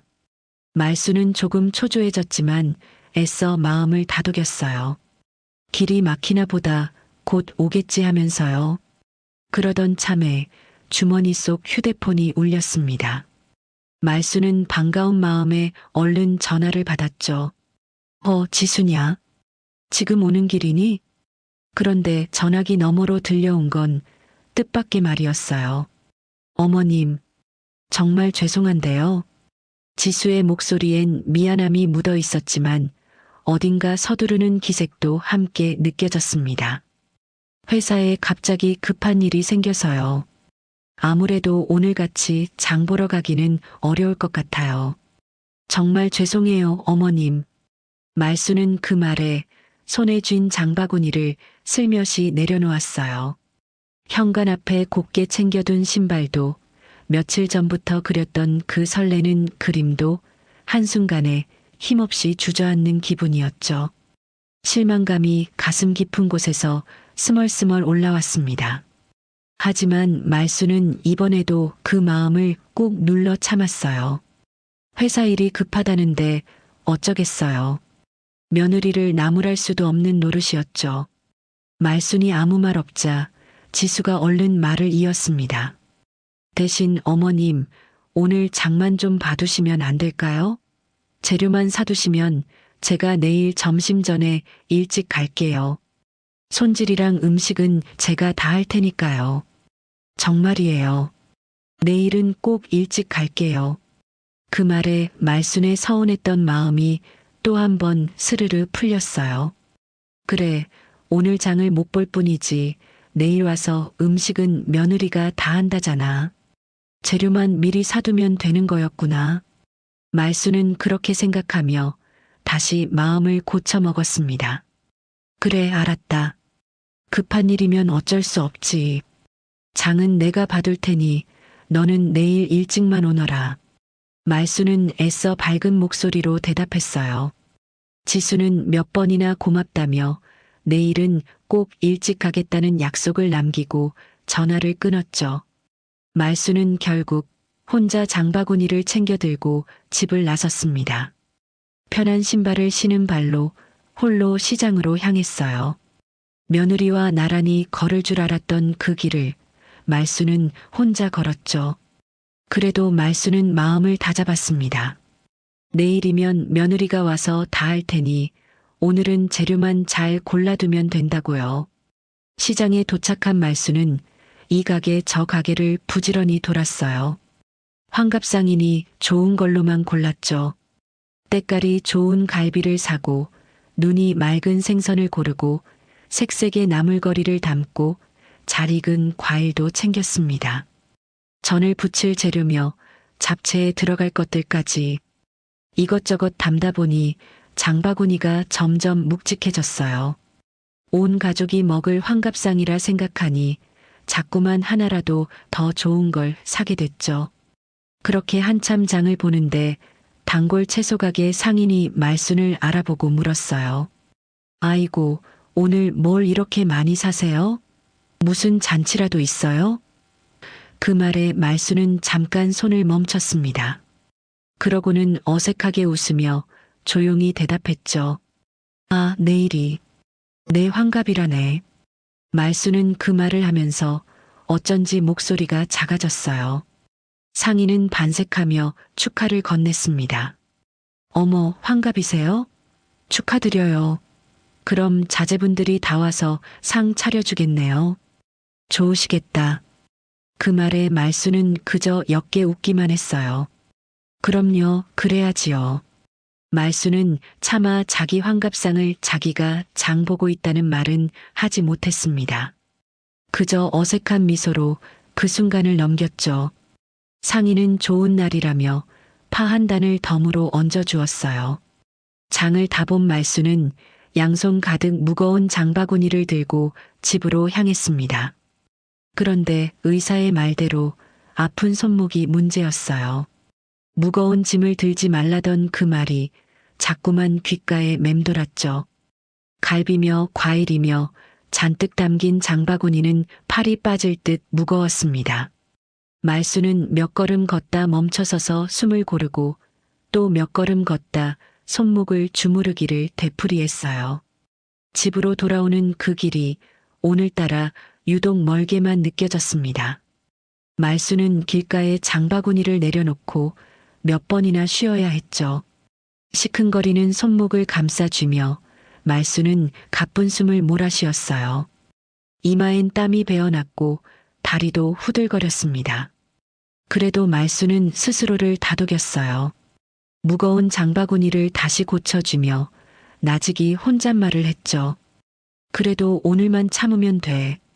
내일은 지수가 와서 같이 하겠지. 힘든 건 내일 며느리가 다 해줄 거야. 말순은 그 말 한마디에 기대어 무거운 발걸음을 다시 옮겼습니다. 말순은 정말로 그렇게 믿었어요. 내일이면 며느리가 점심 전에 일찍 와서 이 무거운 재료들을 손질하고 음식을 만들어줄 거라고요. 오늘의 이 고생도 내일이면 다 웃으며 이야기할 추억이 될 거라고요. 말순은 그 믿음 하나를 품은 채 저무는 해를 등지고 천천히 집으로 걸어갔습니다. 길게 늘어진 말순의 그림자가 무거운 장바구니와 함께 골목을 따라 흔들렸어요. 드디어 환갑날 아침이 밝았어요. 말순은 여느 때보다 일찍 눈을 떴습니다. 60번째 생일. 인생에 단 한 번뿐인 날이었죠. 창밖으로 스며드는 아침 햇살이 유난히 맑게 느껴졌어요. 말순은 잠자리에서 일어나 세수를 하고 깨끗한 옷으로 갈아입었습니다. 오늘만큼은 조금 곱게 차려입고 싶었거든요. 말순은 부엌을 한번 들여다봤어요. 어제 사온 재료들이 냉장고와 싱크대 옆에 그득히 쌓여 있었죠. 갈비며 생선이며 나물이며. 손이 근질근질했지만 말순은 일부러 음식에 손을 대지 않았습니다. 며느리 지수가 점심 전에 일찍 와서 다 하겠다고 했으니까요. 말순은 며느리가 오면 함께 하려고 재료만 꺼내두고 꾹 참았어요. 말순은 식탁 앞에 앉아 차를 한 잔 우려 마시며 지수를 기다렸습니다. 벽시계를 힐끔 올려다봤죠. 아침 8시, 9시. 말순은 조급해하지 않으려 애썼어요. 아직 이르지, 곧 오겠지 하면서요. 그렇게 시간이 흘렀습니다.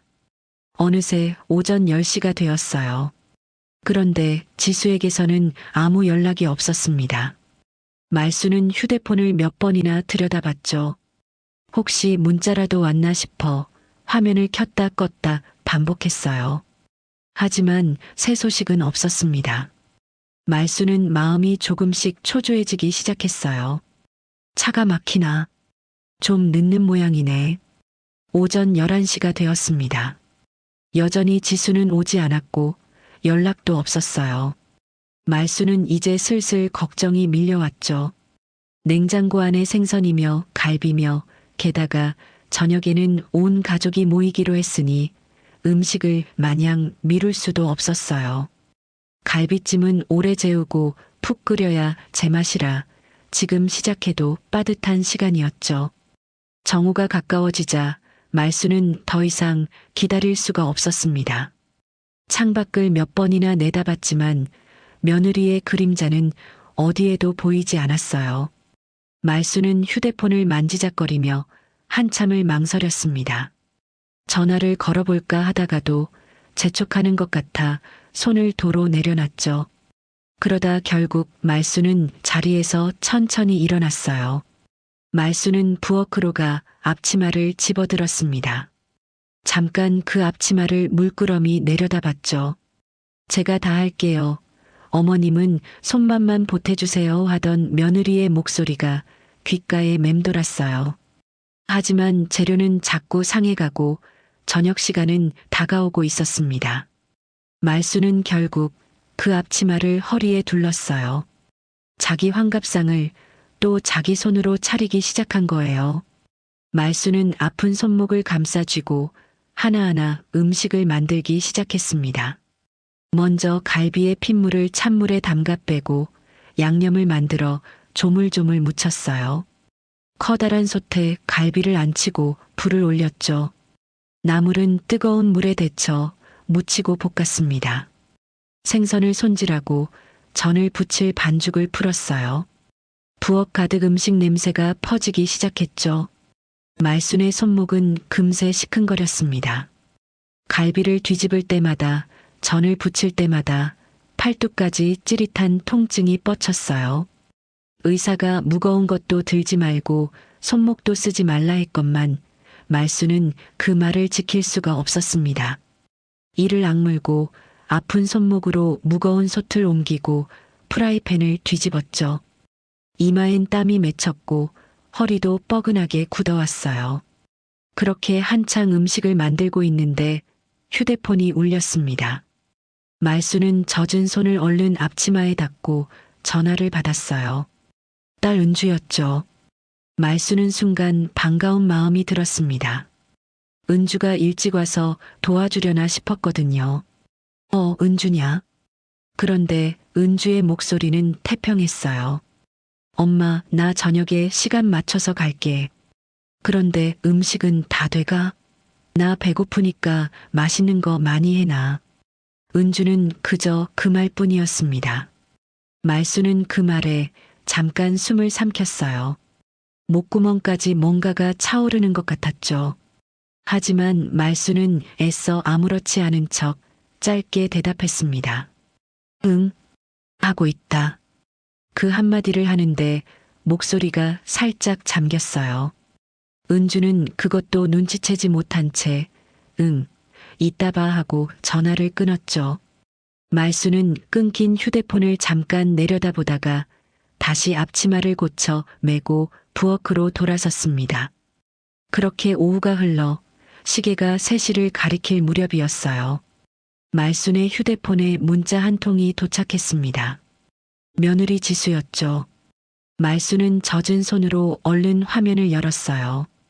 혹시 지금 오고 있다는 연락일까 하는 신락 같은 기대를 품고서요. 하지만 화면에 뜬 문자는 말순의 기대와는 전혀 달랐습니다. 어머님, 정말 죄송해요. 일이 생각보다 길어져서요. 최대한 빨리 갈게요. 딱 그것뿐이었어요. 점심 전에 일찍 오겠다던 며느리는 오후 3시가 다 되도록 그림자도 비치지 않았죠. 그러고는 최대한 빨리 가겠다는 짤막한 문자 한 통이 전부였습니다. 말수는 그 문자를 한참 동안 내려다봤어요. 아픈 손목으로 이미 자기 환갑상의 절반 넘게 혼자 만들어 놓은 뒤였죠. 손끝엔 양념이 묻어 있었고 이마엔 땀이 배어 있었습니다. 말수는 젖은 앞치마를 두른 채 텅 빈 부엌 한복판에 홀로 서 있었어요. 말수는 휴대폰을 조용히 식탁 위에 내려놓았습니다. 그러고는 아주 나직이 중얼거렸어요. 결국 또 나 혼자구나. 그 말 한마디가 텅 빈 부엌 안에 힘없이 내려앉았습니다. 창밖으로는 오후 햇살이 뉘엿뉘엿 기울고 있었어요. 말수는 잠깐 그 자리에 서서 다 식어가는 갈비솥을 물끄러미 바라봤죠. 그러고는 다시 말없이 앞치마 끈을 고쳐 맸습니다. 저녁이 다가오고 있었고 아직 차려야 할 상이 남아 있었으니까요. 말순이 다시 앞치마 끈을 고쳐 맨 뒤로 시간은 야속하게 흘렀어요. 저녁이 가까워질 무렵 상은 어느새 그득하게 차려졌습니다. 김이 모락모락 나는 갈비찜 색색으로 무친 나물, 노릇하게 부친 전, 잘 구운 생선, 알록달록한 잡채까지. 말순이 하루 종일 아픈 손목으로 혼자 만들어낸 환갑상이었죠. 상다리가 휘어질 만큼 푸짐한 그 상 앞에서 말순은 잠깐 허리를 폈어요. 온몸이 물먹은 솜처럼 무거웠지만 그래도 상은 완성됐습니다. 바로 그때 현관에서 초인종이 울렸어요. 문을 여니 며느리 지수가 서 있었습니다. 한 손엔 예쁜 케이크 상자를, 다른 손엔 화사한 꽃다발을 든 채였죠. 어머님, 정말 죄송해요. 오늘 진짜 정신이 하나도 없었어요. 지수는 미안한 표정을 지어 보였습니다. 그러고는 거실 안으로 들어서다 상을 보고 눈을 동그랗게 떴어요. 어머, 상이 너무 근사해요. 역시 어머님이 하시니까 다르네요. 저는 이렇게 못해요. 지수는 감탄하며 케이크와 꽃다발을 식탁 한쪽에 내려놓았습니다. 그런데 말수는 그 모습을 조용히 지켜봤어요. 지수는 입으로는 죄송하다, 근사하다 하면서도 손은 벌써 코트를 벗고 있었거든요. 지수는 코트를 걸고 자연스럽게 상앞 의자로 다가가 앉을 채비를 했습니다. 하루 종일 혼자 이 상을 차린 말순을 도우려는 몸짓은 어디에도 없었죠. 뒤이어 딸 은주도 들어왔어요. 은주는 현관에 들어서기가 무섭게 거실 소파로 향했습니다. 그러고는 익숙하게 소파에 털썩 드러누웠죠. 엄마, 나 너무 배고파. 오늘 저녁에 여기서 먹으려고 하루 종일 아무것도 안 먹고 왔단 말이야. 은주는 배를 문지르며 늘어졌어요. 하루 종일 굶은 게 무슨 자랑이라도 되는 양, 어서 밥을 달라는 투였습니다. 아들 태준도 곧 도착했어요. 태준은 어색해진 분위기를 풀어보려는 듯 밝은 목소리로 말했습니다. 엄마, 오늘 좋은 날인데 왜 그래? 좀 웃어. 자, 우리 사진부터 찍자. 환갑 기념으로. 태준은 휴대폰을 꺼내들며 다들 상 앞으로 모이라고 했죠. 말수는 그저 물끄러미 자식들을 바라봤어요. 정말 아무도 엄마 힘들었지, 어머님 고생하셨어요 하는 말 한마디를 건네지 않았습니다. 온 가족이 상 앞에 둘러앉았어요. 상은 여전히 푸짐했고 음식 냄새가 집 안가득 퍼졌죠. 그런데 자리에 앉은 지수가 문득 이런 말을 꺼냈습니다. 어머님, 그런데요. 내년부터는 이렇게까지 안 하셔도 돼요. 그냥 간단하게만 해요. 이렇게 크게 차리면 어머님만 힘드시잖아요. 지수는 마치 말순을 위하는 말인 양 다정하게 말했어요. 하지만 말순은 그 말에 마음이 서늘해졌습니다. 상을 좀 보라지요. 하나도 간단하지 않았어요. 이 상은 말순이 하루 종일 아픈 손목을 부여잡고 홀로 서서 만들어낸 상이었으니까요. 이렇게까지 안 해도 된다는 그 말은 결국 이 모든 걸 말순 혼자 만들었다는 걸 뻔히 알면서 하는 소리였죠. 자기가 준비하겠다던 약속은 온데간데 없이 이제 와 간단하게 하라니. 말수는 입을 꾹 다물었습니다. 곁에서 은주도 한마디 거들었어요. 맞아, 엄마. 밖에서 사 먹으면 돈만 아깝잖아. 역시 엄마 음식이 제일 맛있고 편해. 은주는 벌써 젓가락을 들고 갈비를 하나 집어먹으며 말했죠. 엄마 음식이 제일 편하다는 그 말이 말순의 가슴에 콕 박혔습니다. 편하긴 누가 편하다는 걸까요? 이 상을 차린 말순은 온몸이 부서질 것처럼 아팠는데 말이에요. 그리고 마지막으로 아들 태준이 입을 열었습니다. 태준은 말순을 향해 타이르듯 말했어요. 엄마, 지수도 요즘 회사 일로 얼마나 바쁜 사람인데 오늘도 그래서 늦은 거잖아. 괜히 며느리 힘들게 하지 말고 엄마가 좀 이해해. 응? 엄마가 마음 넓게 좀 봐줘. 태주는 그게 어른스러운 말이라도 되는 양 엄마를 다독이듯 말했습니다. 그 말을 듣는 순간 말순의 얼굴에서 표정이 사라졌어요. 며느리가 바쁘니 엄마가 이해하라니. 하루 종일 혼자 상을 차린 건 엄마인데 정작 이해하고 참아야 하는 것도 엄마여야 한다니. 말순은 천천히 자식들의 얼굴을 하나하나 둘러봤습니다. 케이크와 꽃다발만 달랑 들고 와 앉은 며느리, 소파에서 배고프다며 밥만 기다린 딸, 그리고 엄마더러 이해하라고 타이르는 아들. 그 누구의 얼굴에서도 하루 종일 고생한 엄마를 향한 미안함은 보이지 않았어요. 말수는 손에 든 국자를 조용히 내려놓았습니다. 방금 전까지 무언가를 삼키고 또 삼키던 그 얼굴이 이제는 돌처럼 딱딱하게 굳어 있었죠. 눈빛도 서늘하게 가라앉았어요. 하루 종일, 아니 지난 몇 해 동안 말순이 꾹꾹 눌러 참아온 무언가가 그 굳어버린 얼굴 뒤에서 천천히 차오르고 있었습니다. 집안은 여전히 시끌시끌했어요. 태주는 사진을 찍자며 휴대폰을 만지작거렸고, 은주는 갈비를 오물거렸고, 지수는 케이크 초를 몇 개 꽂을지 물었죠. 아무도 말순의 얼굴이 완전히 굳어버렸다는 걸 눈치채지 못했습니다. 말순은 그 시끌벅적한 상 앞에 홀로 앉아 아무 말 없이 자식들을 바라볼 뿐이었어요. 시끌벅적하던 상 앞에서 말순이 조용히 입을 열었어요. 그럼 나는?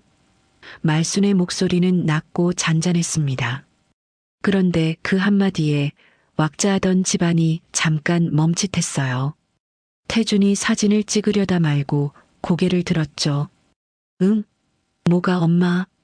태준은 무슨 소리냐는 듯 되물었습니다. 말수는 다시 한번 또박또박 물었어요. 며느리도 바쁘고 너희도 다들 사정이 있다는데 그럼 나는 뭐냐고. 나는 왜 하루 종일 이러고 있어야 했냐고. 태주는 잠깐 머뭇거리더니 아무렇지 않게 대답했습니다. 엄마는 엄마잖아. 엄마가 그런 거 해주는 게 당연한 거 아니야? 그 말이 조용하던 방 안에 툭 떨어졌어요. 엄마는 엄마잖아. 말수는 그 말을 가슴 깊은 곳에서 천천히 곱씹었습니다. 그리고 말수는 천천히 자리에서 일어났어요. 의자를 밀고 일어서는 그 모습에 가족들이 어리둥절한 표정을 지었습니다. 처음엔 다들 분위기를 풀어보려 했어요. 엄마, 갑자기 왜 그래? 앉아서 밥 먹자. 태준이 말했고 지수도 얼른 거들었죠. 어머님, 혹시 기분 상하셨어요? 저희가 뭐 잘못했어요? 은주는 소파에서 몸을 반쯤 일으켜 눈을 끔뻑였습니다. 말수는 굳은 얼굴로 그러나 아주 차분한 목소리로 입을 열었어요. 나는 말이다. 내가 너희 엄마라서 평생 다 괜찮은 줄 알았니? 말순의 그 한마디에 집안 공기가 서늘하게 가라앉았습니다. 말순은 며느리 지수를 똑바로 바라봤어요. 지수야, 나는 너한테 시집살이 시킬 생각 눈곱만큼도 없었다. 말순의 목소리가 조금씩 떨려 나왔죠. 내가 젊어서 당한 그 서러운 시집살이를 너한테는 절대 물려주고 싶지 않았어. 그래서 명절마다 네가 늦어도 참았고 도와주지 않아도 괜찮다고 했다. 다 내가 좋아서 한 일이었어. 말순은 잠깐 숨을 골랐습니다. 그런데 말이다. 적어도 내 환갑날 밥상만큼은 내가 안 차릴 줄 알았다. 그것마저 내 손으로 차리게 될 줄은 정말 몰랐어. 그 말에 지수가 당황하며 식탁 위에 케이크를 가리켰어요. 어머님, 그래도 저희가 케이크도 사오고 꽃다발도 사왔잖아요. 저희가 아무것도 안 한 건 아니에요. 지수는 억울하다는 듯 말했죠. 그 말을 들은 말순이 문득 옅게 웃었습니다. 화가 난 웃음도 서러운 웃음도 아닌 어딘가 텅 빈 웃음이었어요. 지수야. 말순이 며느리를 바라보며 나직이 물었습니다. 너는 내 친정엄마 생신은 호텔까지 잡아서 손 하나 까딱 못하게 해드리더구나. 케이크며 꽃다발이며 다 손수 챙겨서 말이야. 나도 그 통화 다 들었다. 지수의 얼굴이 하얗게 질렸어요. 그런데 나는 내 환갑날에는 이 아픈 손목으로 갈비찜까지 내가 다 끓여야 했니? 나는 케이크 하나면 되는 사람이었니? 그 말에 온 집안이 얼음처럼 얼어붙었습니다. 아무도 입을 열지 못했어요. 태준도 지수도 그저 굳은 얼굴로 말순을 바라볼 뿐이었죠. 무거운 침묵이 상 위를 짓눌렀습니다. 그 침묵을 깬 건 딸 은주였어요. 은주가 어색하게 웃으며 말했죠. 엄마, 아이 참. 좋은 날인데 왜 이래. 그냥 웃으면서 밥 먹으면 되잖아. 은주는 이 상황을 얼른 넘겨버리고 싶은 눈치였습니다. 그런데 말순은 딸을 지그시 바라보며 조용히 되물었어요. 좋은 날? 말순의 목소리가 나직이 가라앉았습니다. 오늘이 내 좋은 날이라고? 오늘 하루 아픈 손목으로 혼자 이 상을 다 차린 오늘이 내 인생에서 제일 좋은 날이라면 말이다. 말순은 잠깐 말을 멈췄다가 천천히 이었어요. 그럼 나는 평생을 나쁜 날만 살아온 거구나. 60해를 살아 겨우 이런 날이 좋은 날이라면 말이야. 그 말을 끝으로 말순은 상을 내려다봤습니다. 하루 종일 아픈 손목으로 차려낸 그 푸짐한 환갑상을요. 김이 오르던 갈비찜도 색색의 나물도 노릇한 전도 모두 그 자리에 그대로 놓여 있었죠. 말순은 잠깐 그 상을 물끄러미 바라봤어요. 그러고는 두 손으로 상 끝을 잡았습니다. 말순은 그 상을 천천히 앞으로 밀었어요. 누구를 향해 던진 게 아니었습니다. 그저 자기 앞에 차려진 그 상을 조용히 밀어버린 거였죠. 그릇들이 미끄러지고 접시가 기울고 음식들이 상 아래로 쏟아졌어요. 쨍그랑 하는 소리와 함께 갈비찜 국물이 바닥에 번졌습니다. 상다리가 넘어가며 하루 종일 말순을 짓눌렀던 그 무거운 상이 옆으로 쓰러졌어요. 그런데 이상하게도 그 순간 말순의 얼굴엔 분노가 아니라 다른 것이 스쳤습니다. 평생 어깨를 짓누르던 무언가가 그 상과 함께 우르르 무너져 내리는 듯한 느낌. 오래도록 참고 삼켜온 것들이 한꺼번에 쏟아져 내리는 그 순간. 말순은 그제야 처음으로 숨이 트이는 것 같았어요.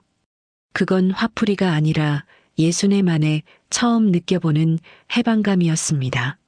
쓰러진 상 앞에서 가족들은 얼어붙은 채 아무 말도 하지 못했어요.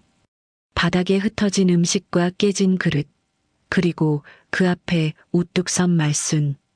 말순은 흐트러진 앞치마를 내려다보며 천천히 숨을 골랐습니다. 오랜 세월 눌러왔던 것들을 다 쏟아낸 그 얼굴은 이상하리만치 후련해 보였어요. 상이 엎어진 뒤 집안은 쥐 죽은 듯 조용해졌어요. 바닥엔 음식이 흩어지고 깨진 그릇 조각이 나뒹굴었습니다. 방금 전까지 시끌벅적하던 웃음소리는 온데간데 없이 사라졌죠. 가족들은 얼어붙은 채 우두커니 선 말순을 바라볼 뿐이었어요. 무거운 침묵이 흐른 뒤 가장 먼저 정신을 차린 건 아들 태준이었습니다. 태준은 당황한 얼굴로 말순에게 다가왔어요. 엄마, 우리가 잘못했어. 내가 치울게. 응? 일단 좀 앉아, 엄마. 태준은 어쩔 줄 몰라 하며 말순의 팔을 붙잡으려 했죠. 딸 은주도 그제야 소파에서 벌떡 일어나 울먹이는 목소리로 말했습니다. 엄마, 미안해. 나 진짜 몰랐어. 엄마가 이렇게까지 힘든 줄 몰랐어. 은주의 눈에 눈물이 그렁그렁 맺혔어요. 며느리 지수도 고개를 푹 숙였습니다. 어머님, 죄송해요. 제가 생각이 너무 짧았어요. 정말 죄송해요. 하지만 말순은 그 자리에서 바로 그 사과를 받아주지 않았어요. 말순은 아주 천천히 허리에 두르고 있던 앞치마 끈을 풀었습니다. 하루 종일 몸에 붙어 있던 그 앞치마를요. 말순은 그것을 곧게 개어 식탁 위에 조용히 내려놓았어요. 그러고는 아주 낮고 잔잔한 목소리로 입을 열었죠. 오늘은 사과를 듣고 싶은 날이 아니다. 말순의 목소리엔 더 이상 떨림이 없었어요. 오늘은 말이다. 내가 너희 밥상 차려주는 사람으로 살았던 마지막 날이야. 그 말에 가족들은 다시 한번 얼어붙었습니다. 태준이 서둘러 말했어요. 엄마, 알았어. 우리가 다 치우고 오늘은 여기서 자고 갈게. 내일 다시 차분하게 얘기하자. 응? 태준은 어떻게든 이 상황을 무마해 보려 했죠. 하지만 말순은 단호하게 고개를 저었습니다. 아니다. 지금 나가라. 그 짧은 한마디에 집안 공기가 다시 서늘해졌어요. 은주가 놀란 얼굴로 말했습니다. 엄마, 나가라니. 나 딸이잖아. 엄마 딸을 어떻게 쫓아내. 은주의 목소리가 떨렸어요. 말순은 딸을 가만히 바라봤습니다. 그러고는 조용히 그러나 또렷하게 말했죠. 딸이면 말이다. 엄마가 부엌에서 쓰러질 때 딱 한 번이라도 일어났어야지. 너는 이 집에 쉬러 온 게 아니었어. 엄마를 부려먹으러 온 거였다. 그 말에 은주는 아무 말도 하지 못하고 입술만 파르르 떨었어요. 태준이 급히 끼어들었습니다. 엄마, 우리가 언제 엄마를 부려먹었다고 그래. 그 말에 말순이 태준을 향해 천천히 돌아섰어요. 말순의 눈빛이 서늘하게 태준을 향했습니다. 나는 말이다. 평생을 심한 일 당하면서도 말 한마디 못하고 살았다. 네가 남들 앞에서 효자인 척, 착한 아들인 척 할 때마다 말이야. 나는 그 번드르르한 말 뒤에 숨어서 또 말없이 부엌으로 들어갔어. 태준은 그 말에 고개를 떨궜죠. 말순은 이번엔 며느리 지수를 바라봤습니다. 지수야, 나는 이제 알겠다. 너는 못하는 사람이 아니었어. 말순의 목소리가 나직이 이어졌어요. 내 친정엄마 생신은 호텔까지 척척 잡을 줄 아는 사람이잖니. 그런데 내 환갑날엔 나랑 장 보러 가는 약속 하나를 못 지키더구나. 나는 여태 네가 바빠서 그런 줄로만 알았다. 그런데 오늘 똑똑히 알았어. 바쁜 게 아니었어. 그저 마음이 없었던 거야. 지수는 그 말에 참았던 눈물을 툭 떨구었습니다. 어머님, 저 다시는 안 그럴게요. 정말이에요. 앞으로는 진짜 잘할게요. 지수는 흐느끼며 말했어요. 하지만 말순은 조용히 고개를 저었습니다. 다시는 안 그러겠다는 그 말. 말순은 담담하게 말했죠. 그 말은 네가 이 문을 나설 때 그때나 해라. 말순은 천천히 현관으로 걸어가 문을 활짝 열었어요. 그러고는 얼어붙은 가족들을 돌아보며 조용히 말했습니다. 다 나가. 태준이 끝까지 버텨보려 했어요. 엄마, 이건 아니야. 어떻게 이렇게. 그 말이 끝나기도 전에 말순이 더욱 단호하게 잘랐습니다. 여기는 내 집이야. 내 집에서 당장 나가. 결국 태준과 며느리 그리고 은주는 아무 말도 하지 못한 채 자리에서 일어났어요. 엎어진 상도 바닥에 흩어진 음식도 제대로 치우지 못한 채였죠. 셋은 무거운 발걸음으로 하나둘 현관 밖으로 나섰습니다. 조금 전까지만 해도 상 앞에 편히 앉아있던 그들이었어요. 가족들이 다 나선 뒤 말수는 문을 닫기 전 마지막으로 입을 열었습니다. 앞으로 이 집에 밥 먹으러 올 생각은 하지 마라. 말순의 목소리는 낮았지만 그 어느 때보다 단단했어요. 정 오고 싶거든 너희가 장을 봐서 이 집에 와. 그리고 너희 손으로 음식을 해. 밥상 앞에 앉을 생각부터 하지 말고 앞치마부터 메고 들어와. 그 말을 끝으로 말수는 현관문을 닫았습니다. 그리고 잠금 장치를 채웠어요. 찰칵 하는 그 소리가 조용한 복도에 또렷하게 울려 퍼졌죠. 문 밖에 선 세 사람은 그 소리를 듣고 한참 동안 그 자리에 서 있었습니다. 그 잠금 장치 소리는 가족들이 태어나 처음으로 들은 말순의 진짜 목소리 같았어요. 평생 참고 삼키기만 하던 말순이 60에 만에 처음으로 내지른 선언이었죠. 문 안쪽에 홀로 남은 말순은 엎어진 상을 잠깐 바라보다가 천천히 몸을 돌렸습니다. 그 뒷모습은 여전히 지쳐 있었지만 그 어깨만큼은 오랜만에, 아주 오랜만에 가벼워 보였어요.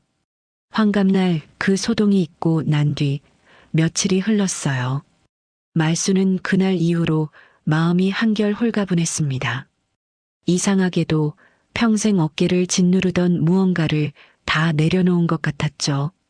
손목은 여전히 시큰거렸지만 말수는 이제 억지로 무거운 걸 들지 않았어요. 밥도 자기가 먹을 만큼만 소박하게 지어 먹고 아프면 아프다 말하고 쉬고 싶으면 쉬었습니다. 60해 만에 처음으로 오롯이 자기 자신을 위한 시간을 보내기 시작한 거예요.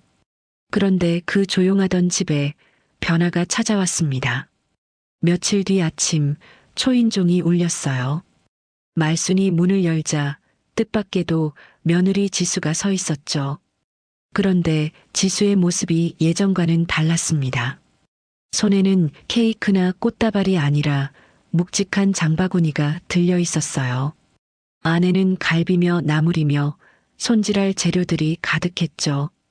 지수는 고개를 숙이며 조용히 말했습니다. 어머님 저 밥하러 왔어요. 앉아 계시라는 말씀 안 드릴게요. 그냥 제가 부엌 좀 쓸게요. 말수는 아무 말 없이 지수가 부엌으로 들어가는 걸 지켜봤어요. 지수는 서툰 손으로 앞치마를 두르고 재료를 다듬기 시작했습니다. 양파를 썰다 눈물을 훔치고 갈비 양념을 어떻게 하는지 몰라 쩔쩔맸죠. 그래도 지수는 끝까지 제 손으로 상을 차려냈어요. 말수는 그 모습을 식탁에 앉아 가만히 바라봤습니다. 그날 이후로 가족들은 매일같이 말순을 찾아왔어요. 아들 태주는 퇴근길에 들러 무거운 장바구니를 대신 들어 계단을 올랐습니다. 엄마, 이제 이런 건 내가 할게. 진작 그랬어야 했는데.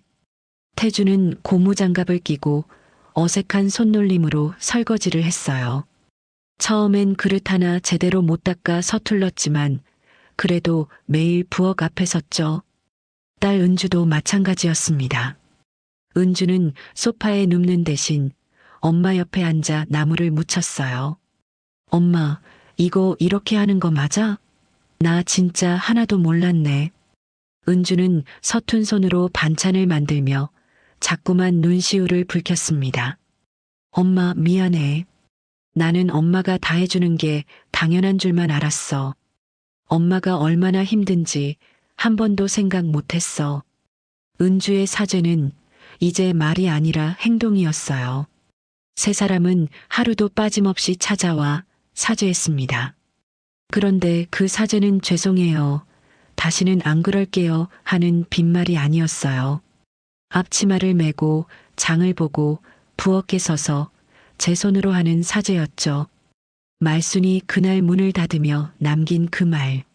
정 오고 싶거든 앞치마부터 메고 들어와라. 가족들은 그 말을 이제야 온몸으로 받아들이고 있었습니다. 말순은 그런 자식들을 보며 처음엔 아무 말도 하지 않았어요. 쉽게 마음을 풀어주지도 예전처럼 됐다. 내가 하마하지도 않았죠. 그저 곁에서 재료 고르는 법이며 양념하는 법을 하나하나 알려줄 뿐이었습니다. 이번엔 말순이 다 해주는 게 아니라 자식들이 하는 걸 곁에서 거들어주는 자리였어요. 그렇게 몇 주가 지났을 무렵이었습니다. 어느 저녁 온 가족이 부엌에서 함께 저녁을 준비했어요. 태주는 설거지할 그릇을 나르고 은주는 나물을 무치고 지수는 갈비를 뒤집었죠. 그리고 말순은 식탁에 앉아 그 광경을 지켜봤습니다. 시끌벅적한 부엌에 이번엔 말순 혼자가 아니었어요. 이윽고 상이 차려졌습니다. 예전만큼 근사하진 않았어요. 갈비찜은 조금 작고 나물은 어딘가 서툴렀죠. 그래도 말순은 그 어떤 상보다 그 상이 맛있게 느껴졌습니다. 자식들이 처음으로 제 손으로 차려준 상이었으니까요.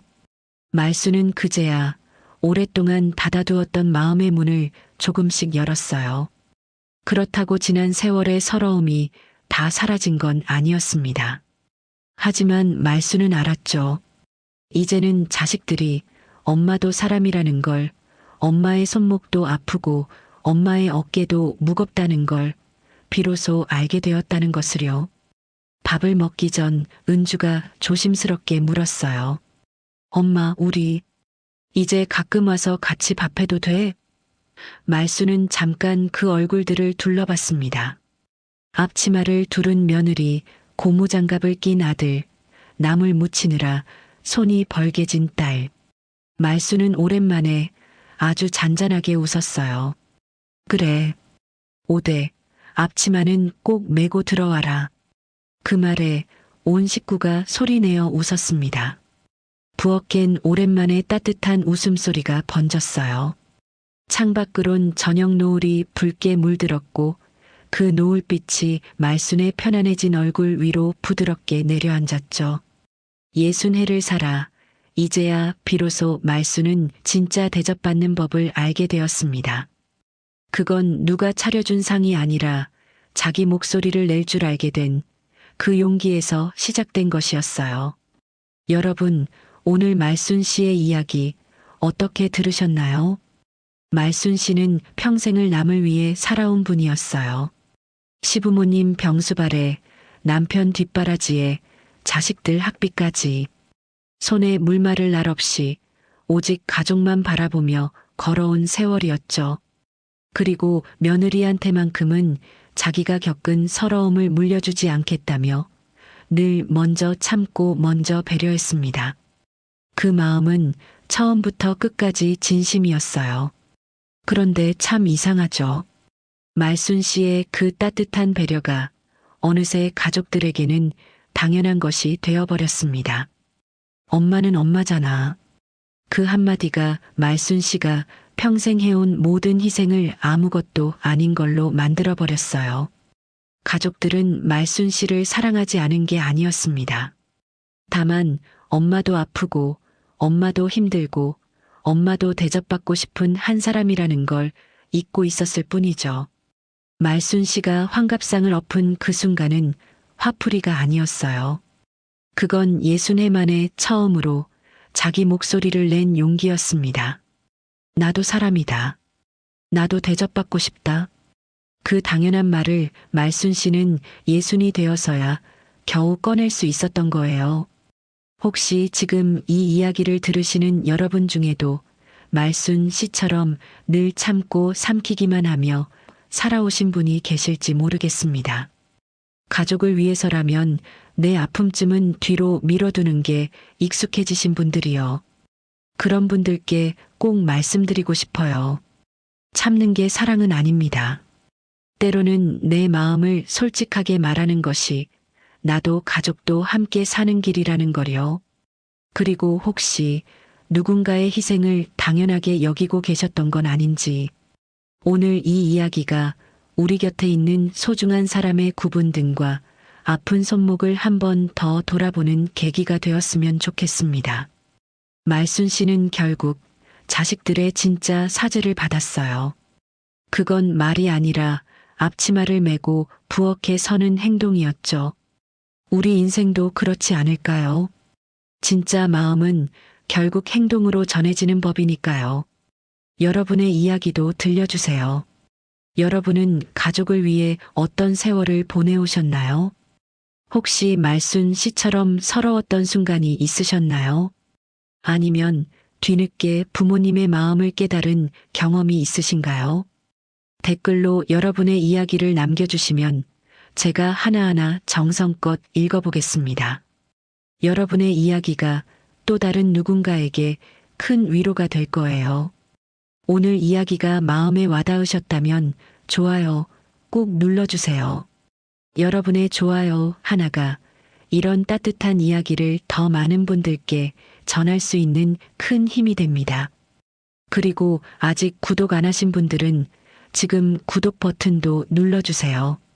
구독해 두시면 앞으로도 마음을 울리는 인생 이야기를 놓치지 않고 편안하게 만나보실 수 있습니다. 오늘도 끝까지 함께 해주셔서 진심으로 감사합니다.